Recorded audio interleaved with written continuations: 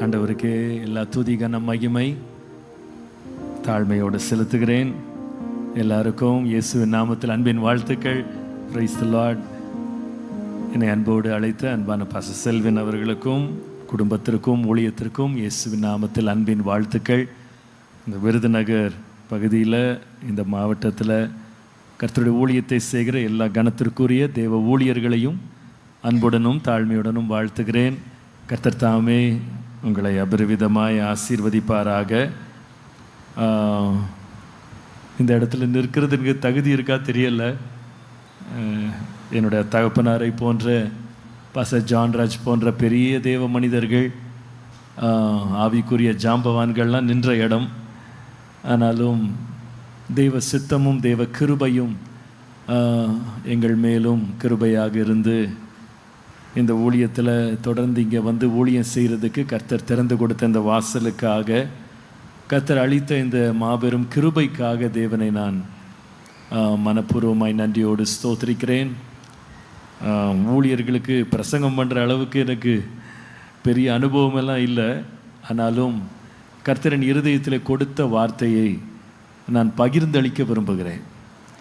நான் ஒரு பெரிய பிரசங்கமாக செய்தியாக இன்றைக்கு நான் அந்த போக்கில் நான் போக விரும்பலை. நாம் எல்லாருமே நல்ல பிரசங்கம் பண்ணுறவங்க. அநேக பிரசங்கங்களை நாம் எடுத்துருக்குறோம், ஆயத்தம் பண்ணியிருக்கிறோம், சபைக்கு நாம் கொடுக்குறோம். ஊழியத்தில் பல அனுபவங்கள் நமக்கு உண்டு. ஆனாலும் இன்றைக்கு என்னுடைய இருதயத்திலே ஆண்டவர் விதைத்த ஒரு எண்ணத்தை ஒரு சக ஊழியனாக உங்களோடு பகிர்ந்து கொள்ள விரும்புகிறேன்.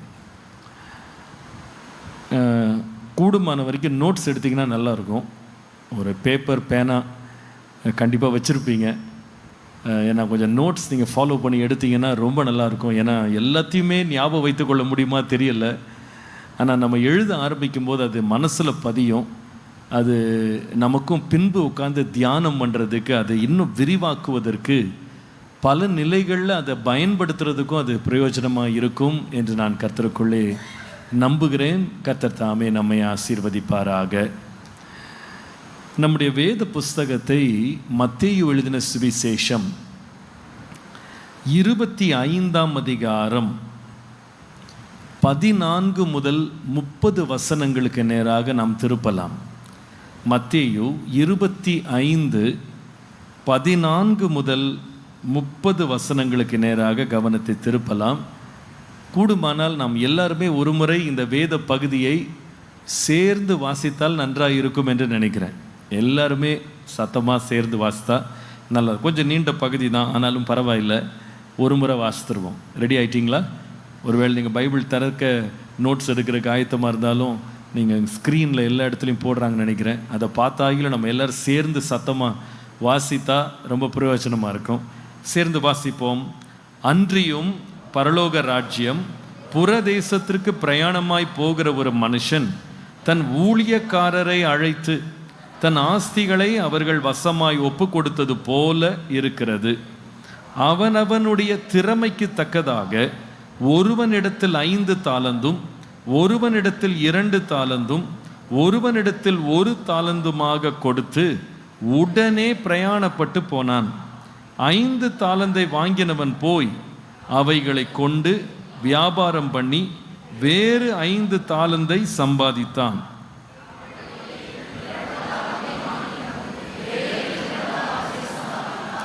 ஒரு தாலந்தை வாங்கினவனோ போய் நிலத்தை தோண்டி தன் எஜமானுடைய பணத்தை புதைத்து வைத்தான். வெகு காலமான பின்பு அந்த ஊழியக்காரருடைய எஜமான் திரும்ப வந்து அவர்களிடத்தில் கணக்கு கேட்டான். அப்பொழுது 5 தாலந்தை வாங்கினவன் வேறு 5 தாலந்தை கொண்டு வந்து, ஆண்டவனே, 5 தாலந்தை என்னிடத்தில் ஒப்புவித்தீரே, அவைகளை கொண்டு இதோ வேறு 5 தாலந்தை சம்பாதித்தேன் என்றான். அவனுடைய எஜமான் அவனை நோக்கி, நல்லது, உத்தமமும் உண்மையுமுள்ள ஊழியக்காரனே, கொஞ்சத்திலே உண்மையாயிருந்தாய், அநேகத்தின் மேல் உன்னை அதிகாரியாக வைப்பேன், உன் எஜமானுடைய சந்தோஷத்திற்குள் பிரவேசி என்றான். 2 தாலந்தை வாங்கினவனும் வந்து,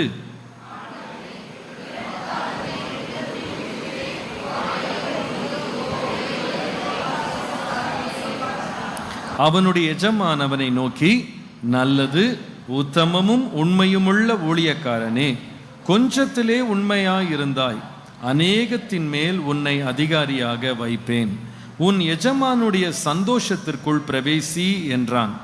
1 தாலந்தை வாங்கினவன் வந்து, ஆண்டவனே, நீர் விதைக்காத இடத்தில் அறுக்கிறவரும் தெளிக்காத இடத்தில் சேர்க்கிறவருமான கடினமுள்ள மனுஷன் என்று அறிவேன். ஆகையால் நான் பயந்து போய் உமது தாலந்தை நிலத்தில் புதைத்து வைத்தேன்.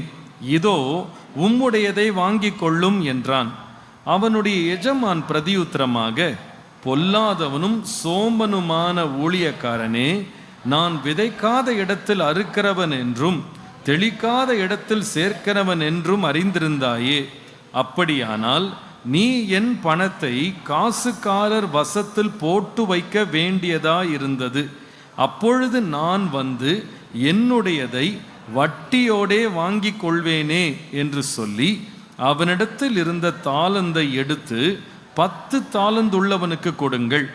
உள்ளவன் எவனோ அவனுக்கு கொடுக்கப்படும், பரிபூர்ணமும் அடைவான். இல்லாதவனிடத்திலிருந்து உள்ளதும் எடுத்து கொள்ளப்படும். பிரயோஜனமற்ற ஊழியக்காரனாகிய இவனை புறம்பான இருளிலே தள்ளி போடுங்கள், அங்கே அழுகையும் பற்கடிப்பும் உண்டாயிருக்கும் என்றான்.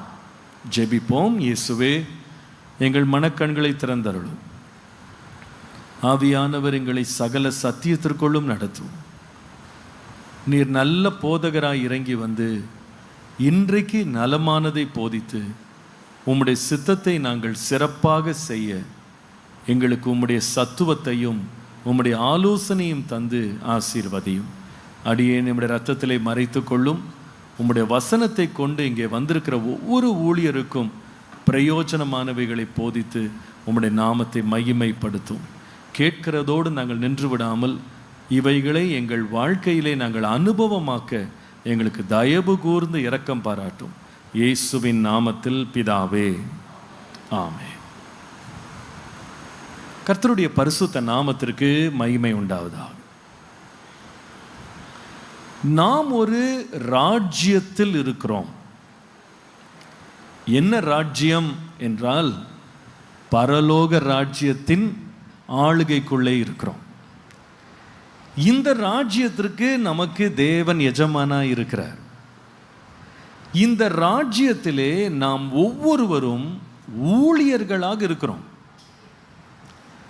கர்த்தர் நமக்கு தந்த இந்த உத்தரவாதத்தை நாம் செவ்வையாக நிறைவேற்றி முடிக்க வேண்டும் என்று ஆண்டவர் விரும்புகிறார். எப்படியாகலும் விருப்பப்படி ஊழியம் செய்வதல்ல, முடிவிலே தேவனுடைய பாராட்டை பெறும் அளவிற்கு நாம் ஊழியம் செய்ய வேண்டும் என்று தேவன் எதிர்பார்க்கிறார். ஊழியத்தை முடிப்பது முக்கியம் அல்ல, ஊழியத்தை தேவனுடைய பாராட்டோடு முடிப்பது மிக அவசியம். இங்கே 2 வகையான ஊழியர்களை பார்க்கிறோம். ஒருவர் ஊழியக்காரரை பார்த்து எஜமான் சொல்லுகிறார், நல்லது, நல்ல ஊழியக்காரனே, உண்மையான ஊழியக்காரனே, உத்தமமான ஊழியக்காரனே என்று கூப்பிடுகிறார். ஆனால் தன்னிடத்திலே ஊழியம் செய்த இன்னொரு ஊழியக்காரனை பார்த்து, சோம்பலான ஊழியக்காரனே, துன்மார்க்கமான ஊழியக்காரனே என்று அவனிடத்தில் இருந்த எந்த பாராட்டையும் கொடுக்காம ஒரு வேதனையோடு தன்னுடைய பதிவை அங்கே வைக்கிறத பார்க்கிறோம். நாம் சிறப்பான ஒரு ஊழியம் செய்து சிறந்த ஊழியனாக நிலை நிற்க வேண்டுமானால், இன்றைக்கு நாம் ஒரு தலைப்பிலிருந்து பேச போகிறோம். இந்த ஸ்க்ரீனில் பார்க்குற தலைப்பை தயவுசெய்து எழுதி கொள்ளுங்க. மேம்பட்ட தலைமைத்துவத்தின் 7 கோட்பாடுகள்.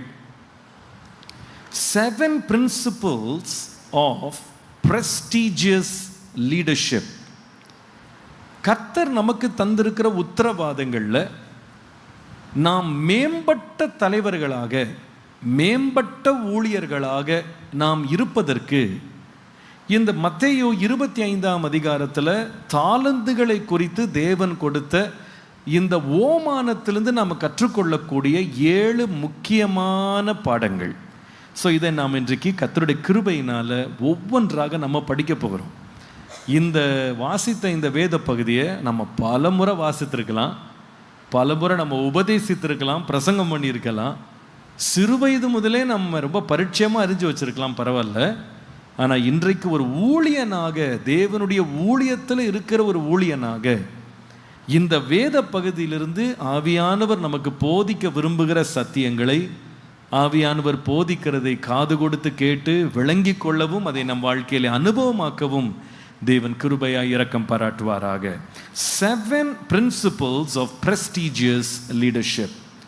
ஒரு நல்ல தலைவனாக நாம் இருக்க வேண்டுமானால் தேவன் நம்மிடத்தில் எதிர்பார்க்கிற முக்கியமான கோட்பாடுகள். 25ஆம் அதிகாரத்தின் 14ஆம் வசனத்தை பாருங்கள். verse 14. அன்றியும் பரலோக ராஜ்யம் புறதேசத்திற்கு பிரயாணமாய் போகிற ஒரு மனுஷன் தன் ஊழியக்காரரை அழைத்து தன் ஆஸ்திகளை அவர்கள் வசமாய் ஒப்பு கொடுத்தது போல இருக்கிறது. புறதேசத்திற்கு பிரயாணமாய் போகிற மனுஷன். எல்லாரும் சொல்லுங்க, எந்த மனுஷன்? ஒரு நல்ல தலைவன், ஒரு நல்ல ஊழியக்காரன் யாராக இருக்க வேண்டும் என்றால், number 1, a prestigious leader is expansive. ஒரு மேம்பட்ட தலைவன் தன் எல்லைகளை விரிவாக்குவான். எழுதிக் கொள்ளுங்கள், ஒரு மேம்பட்ட தலைவன் தன் எல்லைகளை விரிவாக்குவான். தன் எல்லைகளை விரிவாக்குவான். இந்த வேத பகுதியை பாருங்களேன். இந்த பரலோக ராஜ்யத்தை குறித்து இயேசு பேசும்போது சொல்றாரு, ஒரு எஜமான் இருக்கிறான். இந்த எஜமான் தன்னுடைய ஊரிலே அவனுக்கு வியாபாரம் இருந்தாலும், தன்னுடைய ஊரிலே அவனுக்கு ஊழியக்காரர்கள் இருந்தாலும், தன்னுடைய ஊரிலே அவனுக்கு வருமானம் இருந்தாலும், இவன் தன்னுடைய ஊரிலே நின்று விடாமல் புறதேசத்திற்கு பிரயாணமாய் போகிற ஒரு மனுஷனாக இருந்தான். நல்ல கவனிங்க, ஒரு சிறந்த தலைமைத்துவ பண்புள்ள ஊழியக்காரன் எப்படி இருக்க வேண்டும் என்று கர்த்தர் விரும்புகிறார் என்றால், நான் பார்க்கிற இடம் போதும், நான் இருக்கிற எல்லை போதும், எனக்கு ஆண்டவர் கொடுத்த அஸ்திபாரம் போதும், என்னுடைய வசதிகள், நான் நல்ல இப்போ எஸ்டாப்ளிஷ் ஆயிட்டேன், இது போதும் என்று தன்னை சுருக்கி கொள்ளுகிறவன் நல்ல ஊழியக்காரனாக இருக்க முடியாது, ஒரு நல்ல எஜமானா இருக்க முடியாது.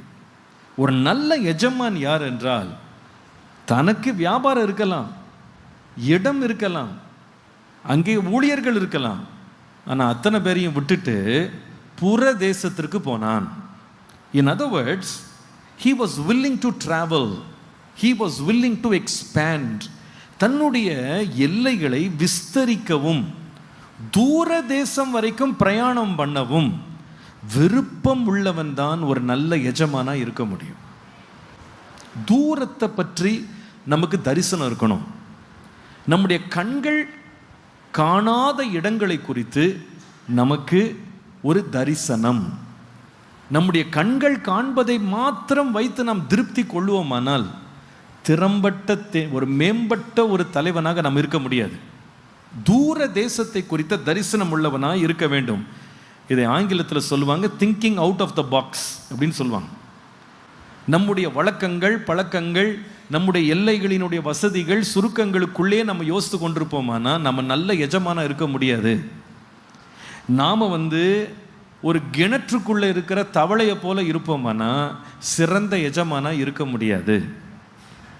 நம்முடைய கண் பார்வை இன்னும் எல்லைகள் விஸ்தரித்த இடங்களுக்கு சென்றடையத்தக்கதாக இருக்க வேண்டும். இந்த மனிதன் பாருங்க, he was based in his hometown but he was reaching beyond borders. தன்னுடைய ஊரிலே அவனுக்கு கால் பதித்தவனாய் தான் இருந்தான். இந்த இடத்தை விட்டு போனான், திரும்பவும் இந்த இடத்திற்கு வந்தான். அப்போ இவருடைய ஹோம் பேஸ் மாதிரி அது இருக்கு. தலைமையகம் போல தன்னுடைய வீடு, தன்னுடைய வியாபாரம் எல்லாம் வைத்திருந்தான். ஆனால் தலைமையகமே தன் தஞ்சமாக மாற்றலை. நான் சொல்றது விளங்குதா? ஒரு ஊழியக்காரன் கர்த்தர் நம்மை ஒரு இடத்துல ஸ்தாபித்திருப்பார். ஆனால் கர்த்தர் நமக்கு தலைமைத்துவம் கொடுத்த தலைமையகத்தை நம்ம தஞ்சமாக மாற்றி விடுவோமானால் நாம் சிறந்த ஊழியர்களாக இருக்க முடியாது. சிறந்த எஜமான்கள் யாருன்னா தலைமையகம் அங்கே தான் இருக்கும். ஆனால் இவர்கள் யாராக இருப்பாங்கன்னா போக்கும் வரத்துமா இருப்பாங்க. கண்காணாத இடங்களுக்கு தேவன் அவர்களை நடத்தும்படிக்கு ஒரு அகண்ட தரிசனம் உள்ளவர்களாக இருப்பாங்க. அவனுடைய வியாபாரம் அந்த இடத்துல தான் இருக்கு, ஆனால் அவனுடைய பிரயாணமோ தூர தேசத்திற்கு போனது. அப்போ இதை இப்படி சொல்லலாம், தான் தன்னுடைய இடத்திலே தயாரித்த பொருட்களை தூர தேசத்தில் கொண்டு போய் வியாபாரம் பண்ண இந்த மனிதன் போனானா எனக்கு தெரியல, போகிறதுக்கு அதிக வாய்ப்பு இருக்கு. அல்லது தன்னுடைய இடத்தில் இருக்கிற பொருட்கள் மாத்திரம் போதும் என்று நினைக்காம தூர தேசத்திலிருந்தும் பொருட்களை தன்னுடைய இடத்திற்கு கொண்டு வரணும்னு விரும்பினானோ எனக்கு தெரியல. ஆனால் இந்த மனுஷன் எப்படிப்பட்டவனாக இருந்தான்னா, எனக்கு இருக்கிறது போதும் அப்படின்ற ஒரு திருப்தி உள்ளவனாக அவன் இருக்கல. ஊழியத்தில் நாம் சிறந்த தலைவர்களாய் மாறுவதற்கு கர்த்தர் விஸ்தரிக்க வேண்டிய முதலாவது காரியம் என்னன்னு கேட்டால் நம்முடைய இருதயம். என்னுடைய இருதயத்தை நீர் விசாலமாக்கும் போது உம்முடைய பிரமாணங்களின் வழியே நடப்பேன் என்று சங்கீதக்காரன் சொல்றார். அப்போ இருதயம் விஸ்தரிக்கப்பட முடியும் என்பது சாத்தியம். நம்ம குறுகின பார்வையோடு கர்த்தர் எனக்கு இந்த ஊரை தான் கொடுத்தாரு, இந்த ஊரில் மட்டும்தான் நான் இருப்பேன், வேற எங்கேயும் போக மாட்டேன், வேற எதை பற்றி எனக்கு தரிசனம் இருக்காது அப்படின்னு நம்ம சொல்லுவோமானா நம்ம சிறந்த எஜமானாக மாற முடியாது. எனக்கு ஆண்டவர் என்னுடைய தலைமை ஸ்தலத்தில் என்னுடைய பணித்தளத்தில் கர்த்தர் கொடுக்கிற ஆசீர்வாதங்களை நான் இந்த பொருட்கள் கிடைக்காத வேறு இடங்களுக்கு எடுத்துட்டு போய் நான் வியாபாரம் செய்வேன் என்று ஒரு ஊழியக்காரன் தரிசனம் உள்ளவனா இருக்க வேண்டும். ஒவ்வொரு ஊழியக்காரனுக்குள்ள என்ன தரிசனம் இருக்கணும்னா, நான் ஒரு இடத்துல ஒரு கிராமத்தில் ஊழியம் செய்கிறேன், கர்த்தர் எனக்கு இதில் ஒரு வருமானத்தை தர்றாரு, இதில் ஆத்துமாக்களை தர்றாரு, நான் என்ன செய்யணும்னா இங்கே இருந்து கர்த்தர் எனக்கு தருகிற ஆசீர்வாதங்களை எடுத்துட்டு போய் தேவனுடைய சுவிசேஷம் அறிவிக்கப்படாத இடங்களில் போய் நான் முதலீடு செய்ய வேண்டும். ஹல்லேலூயா. ஒவ்வொரு சபைக்கும் கிளை சபை இருக்கணும். நான் சொல்றதை ஆமோதிக்கிறவங்க ராமின்னு சொல்லுங்க. ஆமாம், தலைமையாகவே நம்முடைய தஞ்சமாக இருந்ததுன்னா நம்ம சிறந்த ஊழியர்களாக இருக்கவே முடியாது. இன்னும் போய் சேர வேண்டிய இடங்கள் எவ்வளவோ இருக்கிறது. நம்முடைய எல்லைகள் விஸ்தாரமாக இருக்கணும், நம்முடைய பார்வை விஸ்தாரமாக இருக்கணும். அதற்கு இன்வெஸ்ட்மெண்ட்டும் தேவை, எக்ஸ்பேன்ஷனும் தேவை. நாம் அதற்கு முதலீடு செய்ய நம்ம ஆயத்தமாக இருக்கணும். பிரயாணம் பண்ணுறதுக்கு வசதிகளை விட்டு கொஞ்சம் தூரம் போகிறதுக்கு நம்ம ஆயத்தமாக இருக்கணும். இன்றைக்கி நிறைய பேருக்கு பிடிக்காத ஒரு காரியம் பயணம்தான், பிடிக்காத காரியம். அதுவும் நான் சொல்கிறது, சில பேருக்கு பிடிச்ச காரியம் பயணம். என்ன பயணம்னா ஊர் சுற்றி பார்க்க பயணம். ஒரு ஊழியக்காரன் ஊர் சுற்றி பார்க்கிற பயணம் செய்கிறவனா இருக்க மாட்டான். அவன் யாரா இருப்பான்னா, தான் சம்பாதித்ததை தான் பெற்றுக்கொண்ட அனுபவங்களை வைத்து இங்கே இருக்கிற ஊழியர்களை தாண்டி வேறு ஊழியர்களை உண்டாக்க, எழுப்ப, கொண்டு செல்ல அவன் தூர பார்வை உள்ளவனாய் இருப்பான். ஹல்லேலூயா. நோக்கத்தோடு பயணிப்பது, நோக்கத்தோடு விஸ்தரிப்பது, நோக்கத்தோடு கால் பதித்து கர்த்தருடைய ஊழியத்தை நிறைவேற்றுவது. ஒரு ப்ரோக்ரெசிவான விஷன் இருக்கணும் நமக்கு. கர்த்தர் நமக்கு ஒரு பெரிய தேசத்தை தந்திருக்கிறார். ரட்சிக்கப்படாத ஏராளமான மக்கள் நம்முடைய பட்டணங்களில், கிராமங்களில் இருக்கிறாங்க. கர்த்தர் நமக்கு தந்த இடத்துல கால் நல்லா பதிச்சுட்டு அதுக்கு நம்ம என்ன செய்யணும்னா தூர தேசத்துக்கு போகணும். எல்லாரும் சொல்லுங்க, என்னது தூரதேசம்? தூரதேசம்னா நிறைய பேருக்கு தரிசனமே சிங்கப்பூர், மலேசியா, அமெரிக்கா, இப்படி தான் தரிசனமாக இருக்கிறாங்க. அங்கே போகிறது தவறுன்னு நான் சொல்லலை. கர்த்தர் வாசல்களை திறந்தால் உலகமெங்கும் போய் சுவிசேஷம் அறிவிக்கலாம், ஒன்றும் தவறு கிடையாது. ஆனால் நம்ம வாஞ்சை என்னவா இருக்கணும்னா, கர்த்தர் எனக்கு தந்த தரிசனத்தை அறிவிக்கப்படாத இடங்களிலே நான் ஸ்தாபித்து எல்லைகளை விஸ்தாரமாக்க வேண்டும். ஹல்லேலூயா. நாம் எவ்வளவு தூரம் இப்படிப்பட்ட விஸ்தரிக்கிற ஒரு எண்ணத்தோடையே நம்ம வாழ்ந்துட்டு இருக்கிறோமோ, நம்ம இருக்கிற இடமும் 2 மடங்காக மாறும், நம்ம போகிற இடமும் ஆசீர்வாதமாக இருக்கும். ஹல்லேலூயா. ரொம்ப ஆச்சரியமாக இருக்குது பாருங்கள். இதை நீங்கள் எப்போ எத்தனை பேர் யோசித்தீங்கன்னு தெரியல. இந்த எஜமான் அந்த இடத்துல ஊர் பேர் சொல்லலை, உதாரணமா சிவகாசினே வச்சுக்கலாம். சிவகாசியில் அந்த எஜமான் இருக்கிறார். அந்த சிவகாசியில் அவர் இருக்கிற வரைக்கும் அவர்கிட்ட இருந்த தாளந்து எவ்வளோன்னு கேட்டிங்கன்னா 8 தாளந்து இருந்தது. ஆனால் சிவகாசியை விட்டு அவர் பயணம் பண்ணிட்டு திருப்பி வரும்போது பார்த்தீங்கன்னா அவருடைய எண்ணிக்கை இப்போ எவ்வளவா இருந்துச்சுன்னு சொல்லுங்க, 15 மாறிச்சு. நான் சொல்றது புரிஞ்சிருச்சுன்ற ராமேன்னு சொல்லுங்க. 5 வாங்கினவன் 10 மாற்றிட்டான், 2 வாங்கினவன் 4 மாற்றிட்டான், ஒருத்தன் ஒன்றும் செய்யலை, அதை விடுங்க. ஆனாலும் அவர் திரும்ப வரும்போது கொடுத்துட்டு போகும்போது எவ்வளோ கொடுத்தாருன்னா 8 கொடுத்தாரு. திருப்பி வரும்போது 15 திருப்பி வந்து வாங்குறாரு. எப்போ இது நடந்துச்சுன்னு சொன்னால் எஜமான் அங்கேயே உட்காந்துருக்கும் போது இல்லை. நாம் நிறைய பேர் எதுக்கு பயப்படுறோம்னா நம்ம போயிட்டோம்னா இருக்கிறதெல்லாம் போயிடும் நம்ம நினைக்கிறோம். ஒரு நல்ல தலைவன் எப்படிப்பட்டவன்னா, நான் தூர தேசத்திற்கு போனாலும் கர்த்தர் என் எல்லைகளை இரட்டிப்பாக மாற்றுவார். ஒரு நல்ல ஒரு ஆமென் சொல்லுங்க. அப்படிப்பட்ட ஒரு நல்ல ஒரு பரந்த ஒரு தரிசனத்தை கர்த்தர் நமக்கு தரணும். ஹல்லேலூயா.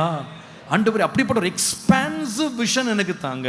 ஒரு நல்ல தலைமைத்துவத்தில் இருக்கிறவன் அவன் விஸ்தாரமான ஒரு மனநிலை மனப்பான்மை உள்ளவனாக இருப்பான். அதான் நம்பர் 1. ஒரு மேம்பட்ட தலைவன் எல்லைகளை விரிவாக்குவான். சத்தமா சொல்லுவோமா? ஒரு மேம்பட்ட தலைவன். அப்படியே வலக்கரத்தை உயர்த்தி சொல்லுங்க, ஆண்டவரே இந்த ஆண்டு என் எல்லைகளை விரிவாக்குங்க ஆண்டவரேன்னு சொல்லுங்க. நான் கால் பதிக்காத இடங்களில் கால் பதிக்க கிருபை தாங்க. கண் தெரியாத இடங்களில் என்னுடைய தரிசனங்கள் விஸ்தாரமாக கிருபை தாங்க.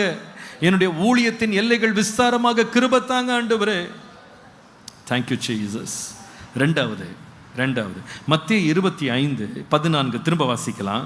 25:14 அன்றியும் சேர்ந்து வாசிக்கலாமே. அன்றியும் பரலோக ராஜ்யம் புறதேசத்திற்கு பிரயாணமாய் போகிற ஒரு மனுஷன் தன் ஊழியக்காரரை அழைத்து தன் ஆஸ்திகளை அவர்கள் வசமாய் ஒப்பு கொடுத்தது போல இருக்கிறது. எதை ஒப்பு கொடுத்தான்? 2வது குறிப்பு எழுதுங்க. A prestigious leader is engaging. ஒரு மேம்பட்ட தலைவன் என்று சொல்லப்படுகிறவன் யார் என்றால் ஈடுபாட்டை ஊக்குவிப்பான். ஈடுபாட்டை ஊக்குவிப்பான். நான் பேசுகிற ஒவ்வொரு வார்த்தையும் அர்த்தம் உள்ளது, மிக ஆழமானது. அது நம்முடைய வாழ்க்கையில் நம்ம சிந்தித்து நம்முடைய ஊழியத்தினுடைய அந்த என்டையர் டிஎன்ஏவே நம்ம டச் பண்ணுற அளவுக்கு அதில் சத்தியங்கள் இருக்குன்றதை நான் பர்சனலாக உணர்ந்திருக்கேன். இந்த பகுதியை படிக்கும்போது நம்முடைய மினிஸ்ட்ரியோட டிஎன்ஏ அந்த ஒவ்வொரு நுணுக்கத்தையும் அது தொடும் அப்படின்னு நான் நம்புகிறேன். இங்கே பாருங்கள், அவர் செய்கிற வேலையை பாருங்கள். ஒரு நல்ல தலைவன் செய்கிற வேலையை பாருங்கள். தன் ஆஸ்திகளை, எல்லாரும் சொல்லுங்கள், யார் ஆஸ்தி? ஊழியக்காரன் ஆஸ்தி இல்லை, தன் ஆஸ்திகளை தன் ஊழியக்காரர் வசமா என்ன செய்தான்? ஒப்பு கொடுத்தான். ஆச்சரியமா இருக்கு. தன் ஆஸ்தியை தானே வச்சுக்கல, தன்னுடைய ஆஸ்தியை ஊழியக்காரர்கிட்ட ஒப்புவித்தானாம். ஒரு நல்ல திறம்பட வேலை செய்கிற ஒரு மேம்பட்ட தலைவன் யார் தெரியுமாங்க? தன்னுடைய ஊழியக்காரர்களுக்கு கூட சேர்ந்து இணைந்து பணிபுரிந்து அவர்களோடு சேவை செய்கிறவன். தன்னுடையதை தனக்குன்னு அப்படின்னு வச்சுக்கிட்டு இல்லாம தன்னுடையதை யாருக்கு கொடுத்தான்னா தன் ஊழியக்காரருக்கு கொடுத்தான். தன் ஊழியக்காரருக்கு ஒப்பு கொடுத்தான். அப்போ அர்த்தம் என்னன்னா, ஒரு நல்ல தலைவன் அப்படின்றது யார் அப்படின்னு கேட்டா தன்னந்தனியே பிரயாசப்பட்டு ஜெயம் பெறணும்னு நினைக்கிறவங்க கிடையாது. திரும்ப சொல்றேன், ஒரு நல்ல தலைவன் யார் என்றால் தன்னந்தனியே உழைத்து வெற்றி பெற வேண்டும் என்று நினைக்கிறவன் ஒரு நல்ல தலைவனாக இருக்கவே முடியாது. A true leader does not strive and succeed alone. முடியவே முடியாது. ஒரு நல்ல தலைவன் வளர வேண்டுமானால், விஸ்தாரமாக வேண்டுமானால் அவனுக்கு ஒரு குழு தேவை. ஒரு குழு தேவை. குழுக்களை ஆதரிக்கவும், குழுக்கள் தன்னோடு சேர்ந்து வேலை செய்யவும், ஊழியம் செய்யவும் ரொம்ப விருப்பமுள்ளவா இருக்கிறவன் தான் ஒரு நல்ல தலைவன். அப்படிப்பட்ட ஒரு விசாலமான மனசு இருக்கணும். நல்ல தலைமைத்துவ பண்புள்ளவங்க தங்களுடைய எல்லைகளை விஸ்தரிக்கிறதுக்கு, தன்னோடு சேர்ந்து வேலை செய்கிறதுக்கு, மற்றவர்களை ஈடுபடுத்துறதை பற்றி பயப்படவே மாட்டான். தன் ஆஸ்திகளை ஊழியர்களை கொடுத்து அவர்களை வேலை செய்ய சொல்லுவான். இந்த வார்த்தை ரொம்ப ரொம்ப ஆழமானது. நல்லா கவனிங்க. இந்த எஜமான் இருக்கார் பாருங்க, தன்னுடைய ஊழியக்காரருக்கு தன் ஆஸ்திகளை கொடுத்தாருன்னு போட்டிருக்கு. எவ்வளோ ஆஸ்தி கொடுத்தாரு தெரியுமாங்க? எவ்வளோ கொடுத்தாரு? அங்கே போட்டிருக்கு 5 தாலந்து கொடுத்தாராம் ஒருத்தனுக்கு, இன்னொருவனுக்கு 2 தாலந்து, இன்னொருவருக்கு 1 தாலந்து. நிறைய பேர் இந்த தாலந்துன்ற வார்த்தையை சரியாக புரிஞ்சுக்கிடாம பாட்டு பாடுற தாலந்து, பிரசங்கம் பண்ணுற தாலந்து, அதுக்கப்புறமா பேய் ஓட்டுற தாளந்து, சுகமாக்குகிற தாளந்தெல்லாம் பேசிகிட்டு இருக்காங்க.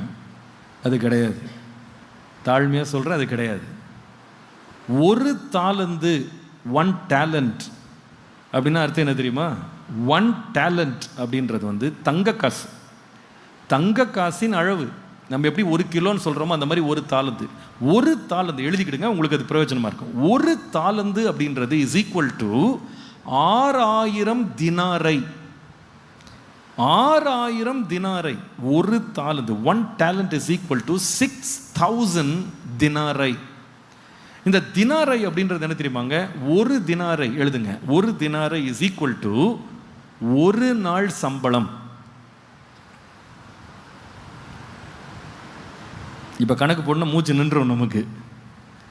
1 தினாரை எவ்வளோ? 1 நாள் சம்பளம். 1 தாலந்து அப்படின்றது 6000 தினாரை. அப்படின்னா 6000 நாள் சம்பளம்ன்றது 1 தாலந்து. சரி, இந்த 1 தாலந்து அப்படின்றது 6000 நாள் சம்பளம்னா கிட்டத்தட்ட 20 வருஷ சம்பளம். 20 வருஷ சம்பளம். இந்த 6000 தினாரை இருக்குல்ல, 1 தாலந்து, இன்றையுடைய மதிப்பு எவ்வளோ தெரியுமா? இன்றையுடைய மதிப்பு கணக்கு போட்டா 9 கோடி, 9 crores. அப்போ தான் ஊழியக்காரருக்கு மினிமமாக கொடுத்தது எவ்வளோ? 3 பேர், 5, 2, 1, மினிமம் எவ்வளோ கொடுத்தாரு? 9 கோடி எடுத்து கொடுத்துருக்காரு. இவர் எப்படிப்பட்ட ஒரு எஜமானா இருப்பார் நீங்கள் கொஞ்சம் கற்பனை பண்ணிக்கிடுங்க. நீங்கள் 1 தாலந்துன்னா ஏதோ சும்மா கொஞ்சம் சில்லற காசு கொடுத்தாரு நீங்கள் நினைக்காதீங்க. 1 தாலந்து அப்படின்றது கிட்டத்தட்ட 9 கோடி. எனக்கு இதில் ஆச்சரியம் என்னன்னா, இந்த ஊழியக்காரன் யாரா இருந்தான்னு சொன்னா, தான் இந்த தேசத்தில் உட்கார்ந்து சம்பாதித்த சம்பாத்தியங்களை தனக்கென்று சேர்த்து வைக்கணும், தன்னுடைய சந்ததிக்குன்னு சேர்த்து வைக்கணும், தான் வீட்டுக்கு சேர்த்து வைக்கணும்னு ஹோல்ட் பண்ணல. அதை மறைச்சு ஒழிச்சு அதை பதுக்கி பாதுகாக்கல. என்ன செய்தான் தெரியுமா?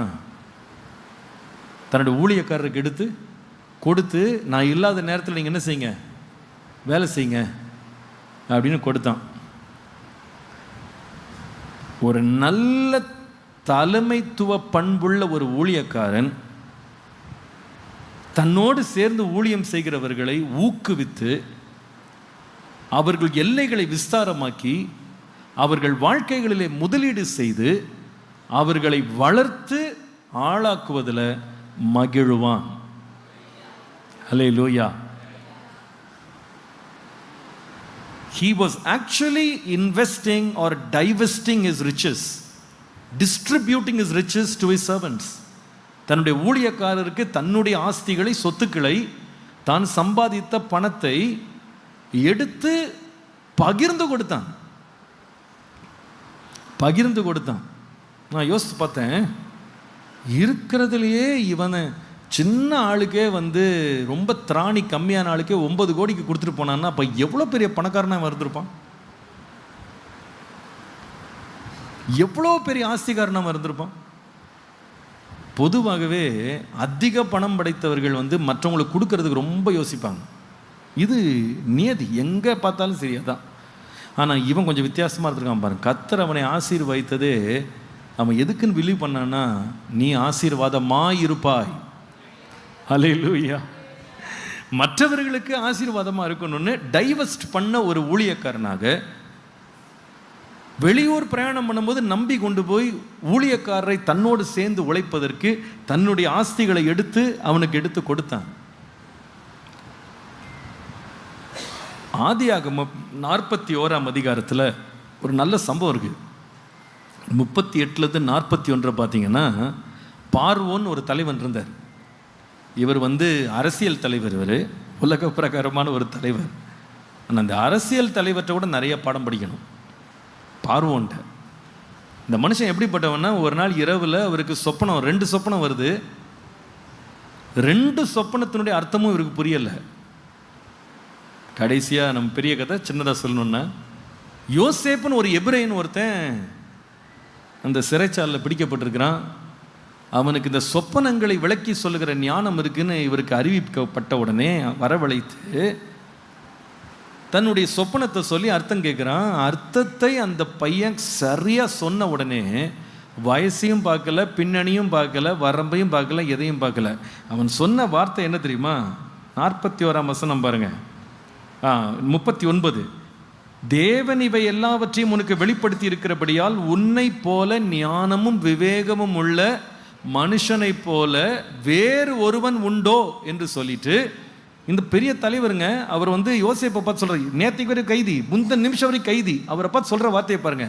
தேவன் இவை எல்லாவற்றையும் உனக்கு வெளிப்படுத்தி இருக்கிறபடியால் உன்னை போல விவேகமும் ஞானம் உள்ள வேறு ஒருவனும் இல்லை. 40ஆம் வசனம், நீ என்ன அரண்மனைக்கு, என்னங்க இது, என்னங்க நேற்று வரை கைதிங்க, அவர் தான் ஊர் கூட கிடையாது. அதுல ஒரு தலைவன் சொல்ற வார்த்தையை பாருங்க, நீ என் அரண்மனைக்கு அதிகாரியாய் இருப்பாய், உன் வாக்கின்படி என் ஜனங்கள் எல்லாரும் அடங்கி நடக்க கடவர்கள், சிங்காசனத்தில் மாத்திரம் உன்னிலும் நான் பெரியவனாய் இருப்பேன் சொல்லிட்டு எகிப்து தேசம் முழுமைக்கும் உன்னை அதிகாரியாக்கினேன் என்று சொல்லி தன் கையில் போட்டிருந்த தன் முத்திரை மோதிரத்தை கழற்றி அதை யோசேப்பின் கையிலே போட்டு மெல்லிய வஸ்திரங்களை அவனுக்கு உடுத்தி பொன் சரப்பணியை அவன் கழுத்திலே தரித்து தன்னுடைய 2ஆம் ரதத்தின் மேல் அவனை ஏற்றி தெண்டனிட்டு படியுங்கள் என்று அவனுக்கு முன்பாக கூறுவித்து எகிப்து தேசம் முழுமைக்கும் அவனை அதிகாரியாக்கினான். என்னங்க இது, என்னங்க ப்ரமோஷன் கொடுக்கலாங்க இப்படியா? 10 நிமிஷத்துக்கு முன்னால் நம்ம யாருன்னா கைதிங்க. ஆனா இந்த எஜமான் பாருங்க, தான் ஊழியக்காரனுக்குள்ள ஒரு திறமை இருக்குன்னு பார்த்த உடனே மோதிரம் முதற்கொண்டு கைடி கொடுத்தானா, தேசத்தை காப்பாத்து போ. முடிவு என்ன தெரியுமா? யோசேப்பின் குடும்பம் காப்பாற்றப்பட்டது மாத்திரமல்ல, எகிப்து முழுவதும் ஜீவரட்சனை பெற்றது.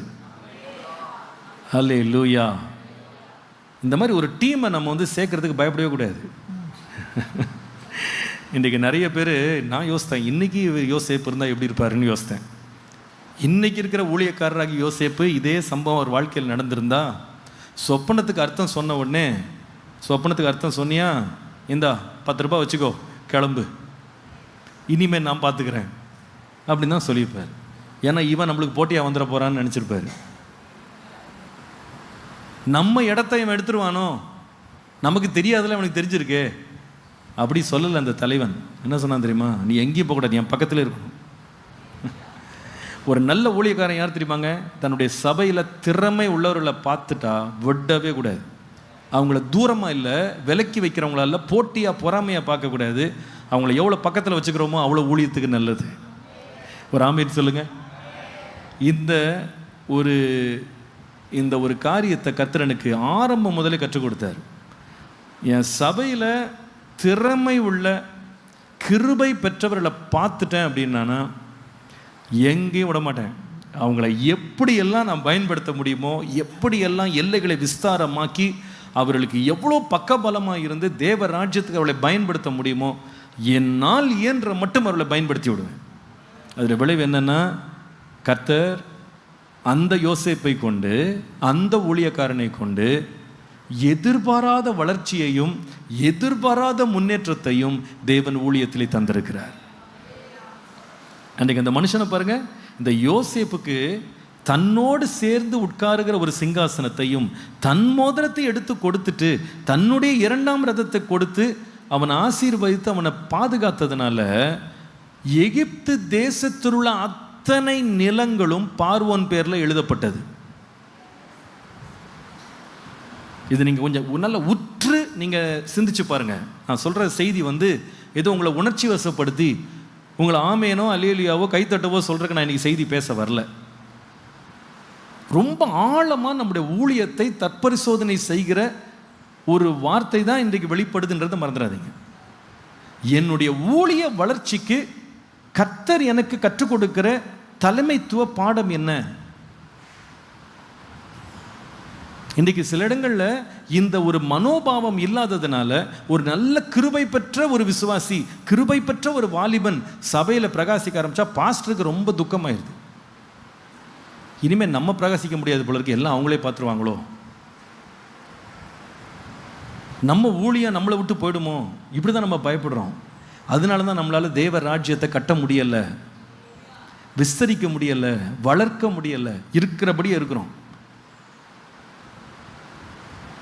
அந்த எங்கேஜிங்காக இருக்கணும். மற்றவங்களை நம்மளோடு சேர்ந்து பணி செய்வதற்கு ஊக்குவித்து உற்சாகப்படுத்தி அவர்களுக்கு வேண்டியதெல்லாம் கொடுத்து அவங்களை ஆசீர்வதித்து நாம் ஒருமித்து கர்த்தருடைய நாமத்தை உயர்த்துவோமாக. அல்லேலூயா. 133ஆம் சங்கீதம் என்ன சொல்லுது? இதோ சகோதரர் ஒருமித்து வாசம் பண்ணுவது எத்தனை நன்மை, எத்தனை இன்பமா இருக்கிறது.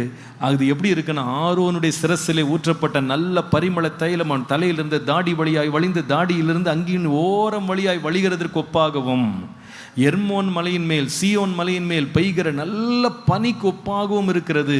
அங்கே கர்த்தர் என்றைக்கும் தம்முடைய ஆசீர்வாதத்தையும் ஜீவனையும் கட்டளையிடுகிறார். ஹல்லேலூயா. நம்முடைய வாழ்க்கையில ஊழியத்துல தேவனுடைய ஆவியானவருடைய கிரியையும் அசைவாடுதலும் பெருக வேண்டுமானால் அந்த ஒரு மனமும் ஒற்றுமையும் ஏக சிந்தையும் ஒன்றாய் பயணித்து ஓடுகிற ஒரு விஸ்தாரமான இருதயத்தை கர்த்தர் நமக்கு தர வேண்டும். ஒரு மேம்பட்ட தலைவன் பிறருடைய ஈடுபாட்டை ஊக்குவிப்பான். நாம ஊக்குவிக்கிறதுக்கு என்ன செஞ்சிருக்கிறோம் யோசித்து பாருங்க. ஊக்குவிக்கிறோமா, அடக்கி வைக்கிறோமா? யோசித்து பாருங்க. நீ உட்காந்து நிதானிச்சு பாருங்க. தேவன் நம்முடைய கரத்தில் கொண்டு வருகிற யோசிப்புகளை, தேவன் நம்முடைய கரத்தில் கொடுக்கிற திறமை உள்ள தேவ மனிதர்களை நம்ம முடக்கி வைக்கிறோமா, அடக்கி வைக்கிறோமா, மறைச்சு வைக்கிறோமா, அல்லது ஊக்குவிக்கிறோமா? யோசித்து பாருங்க.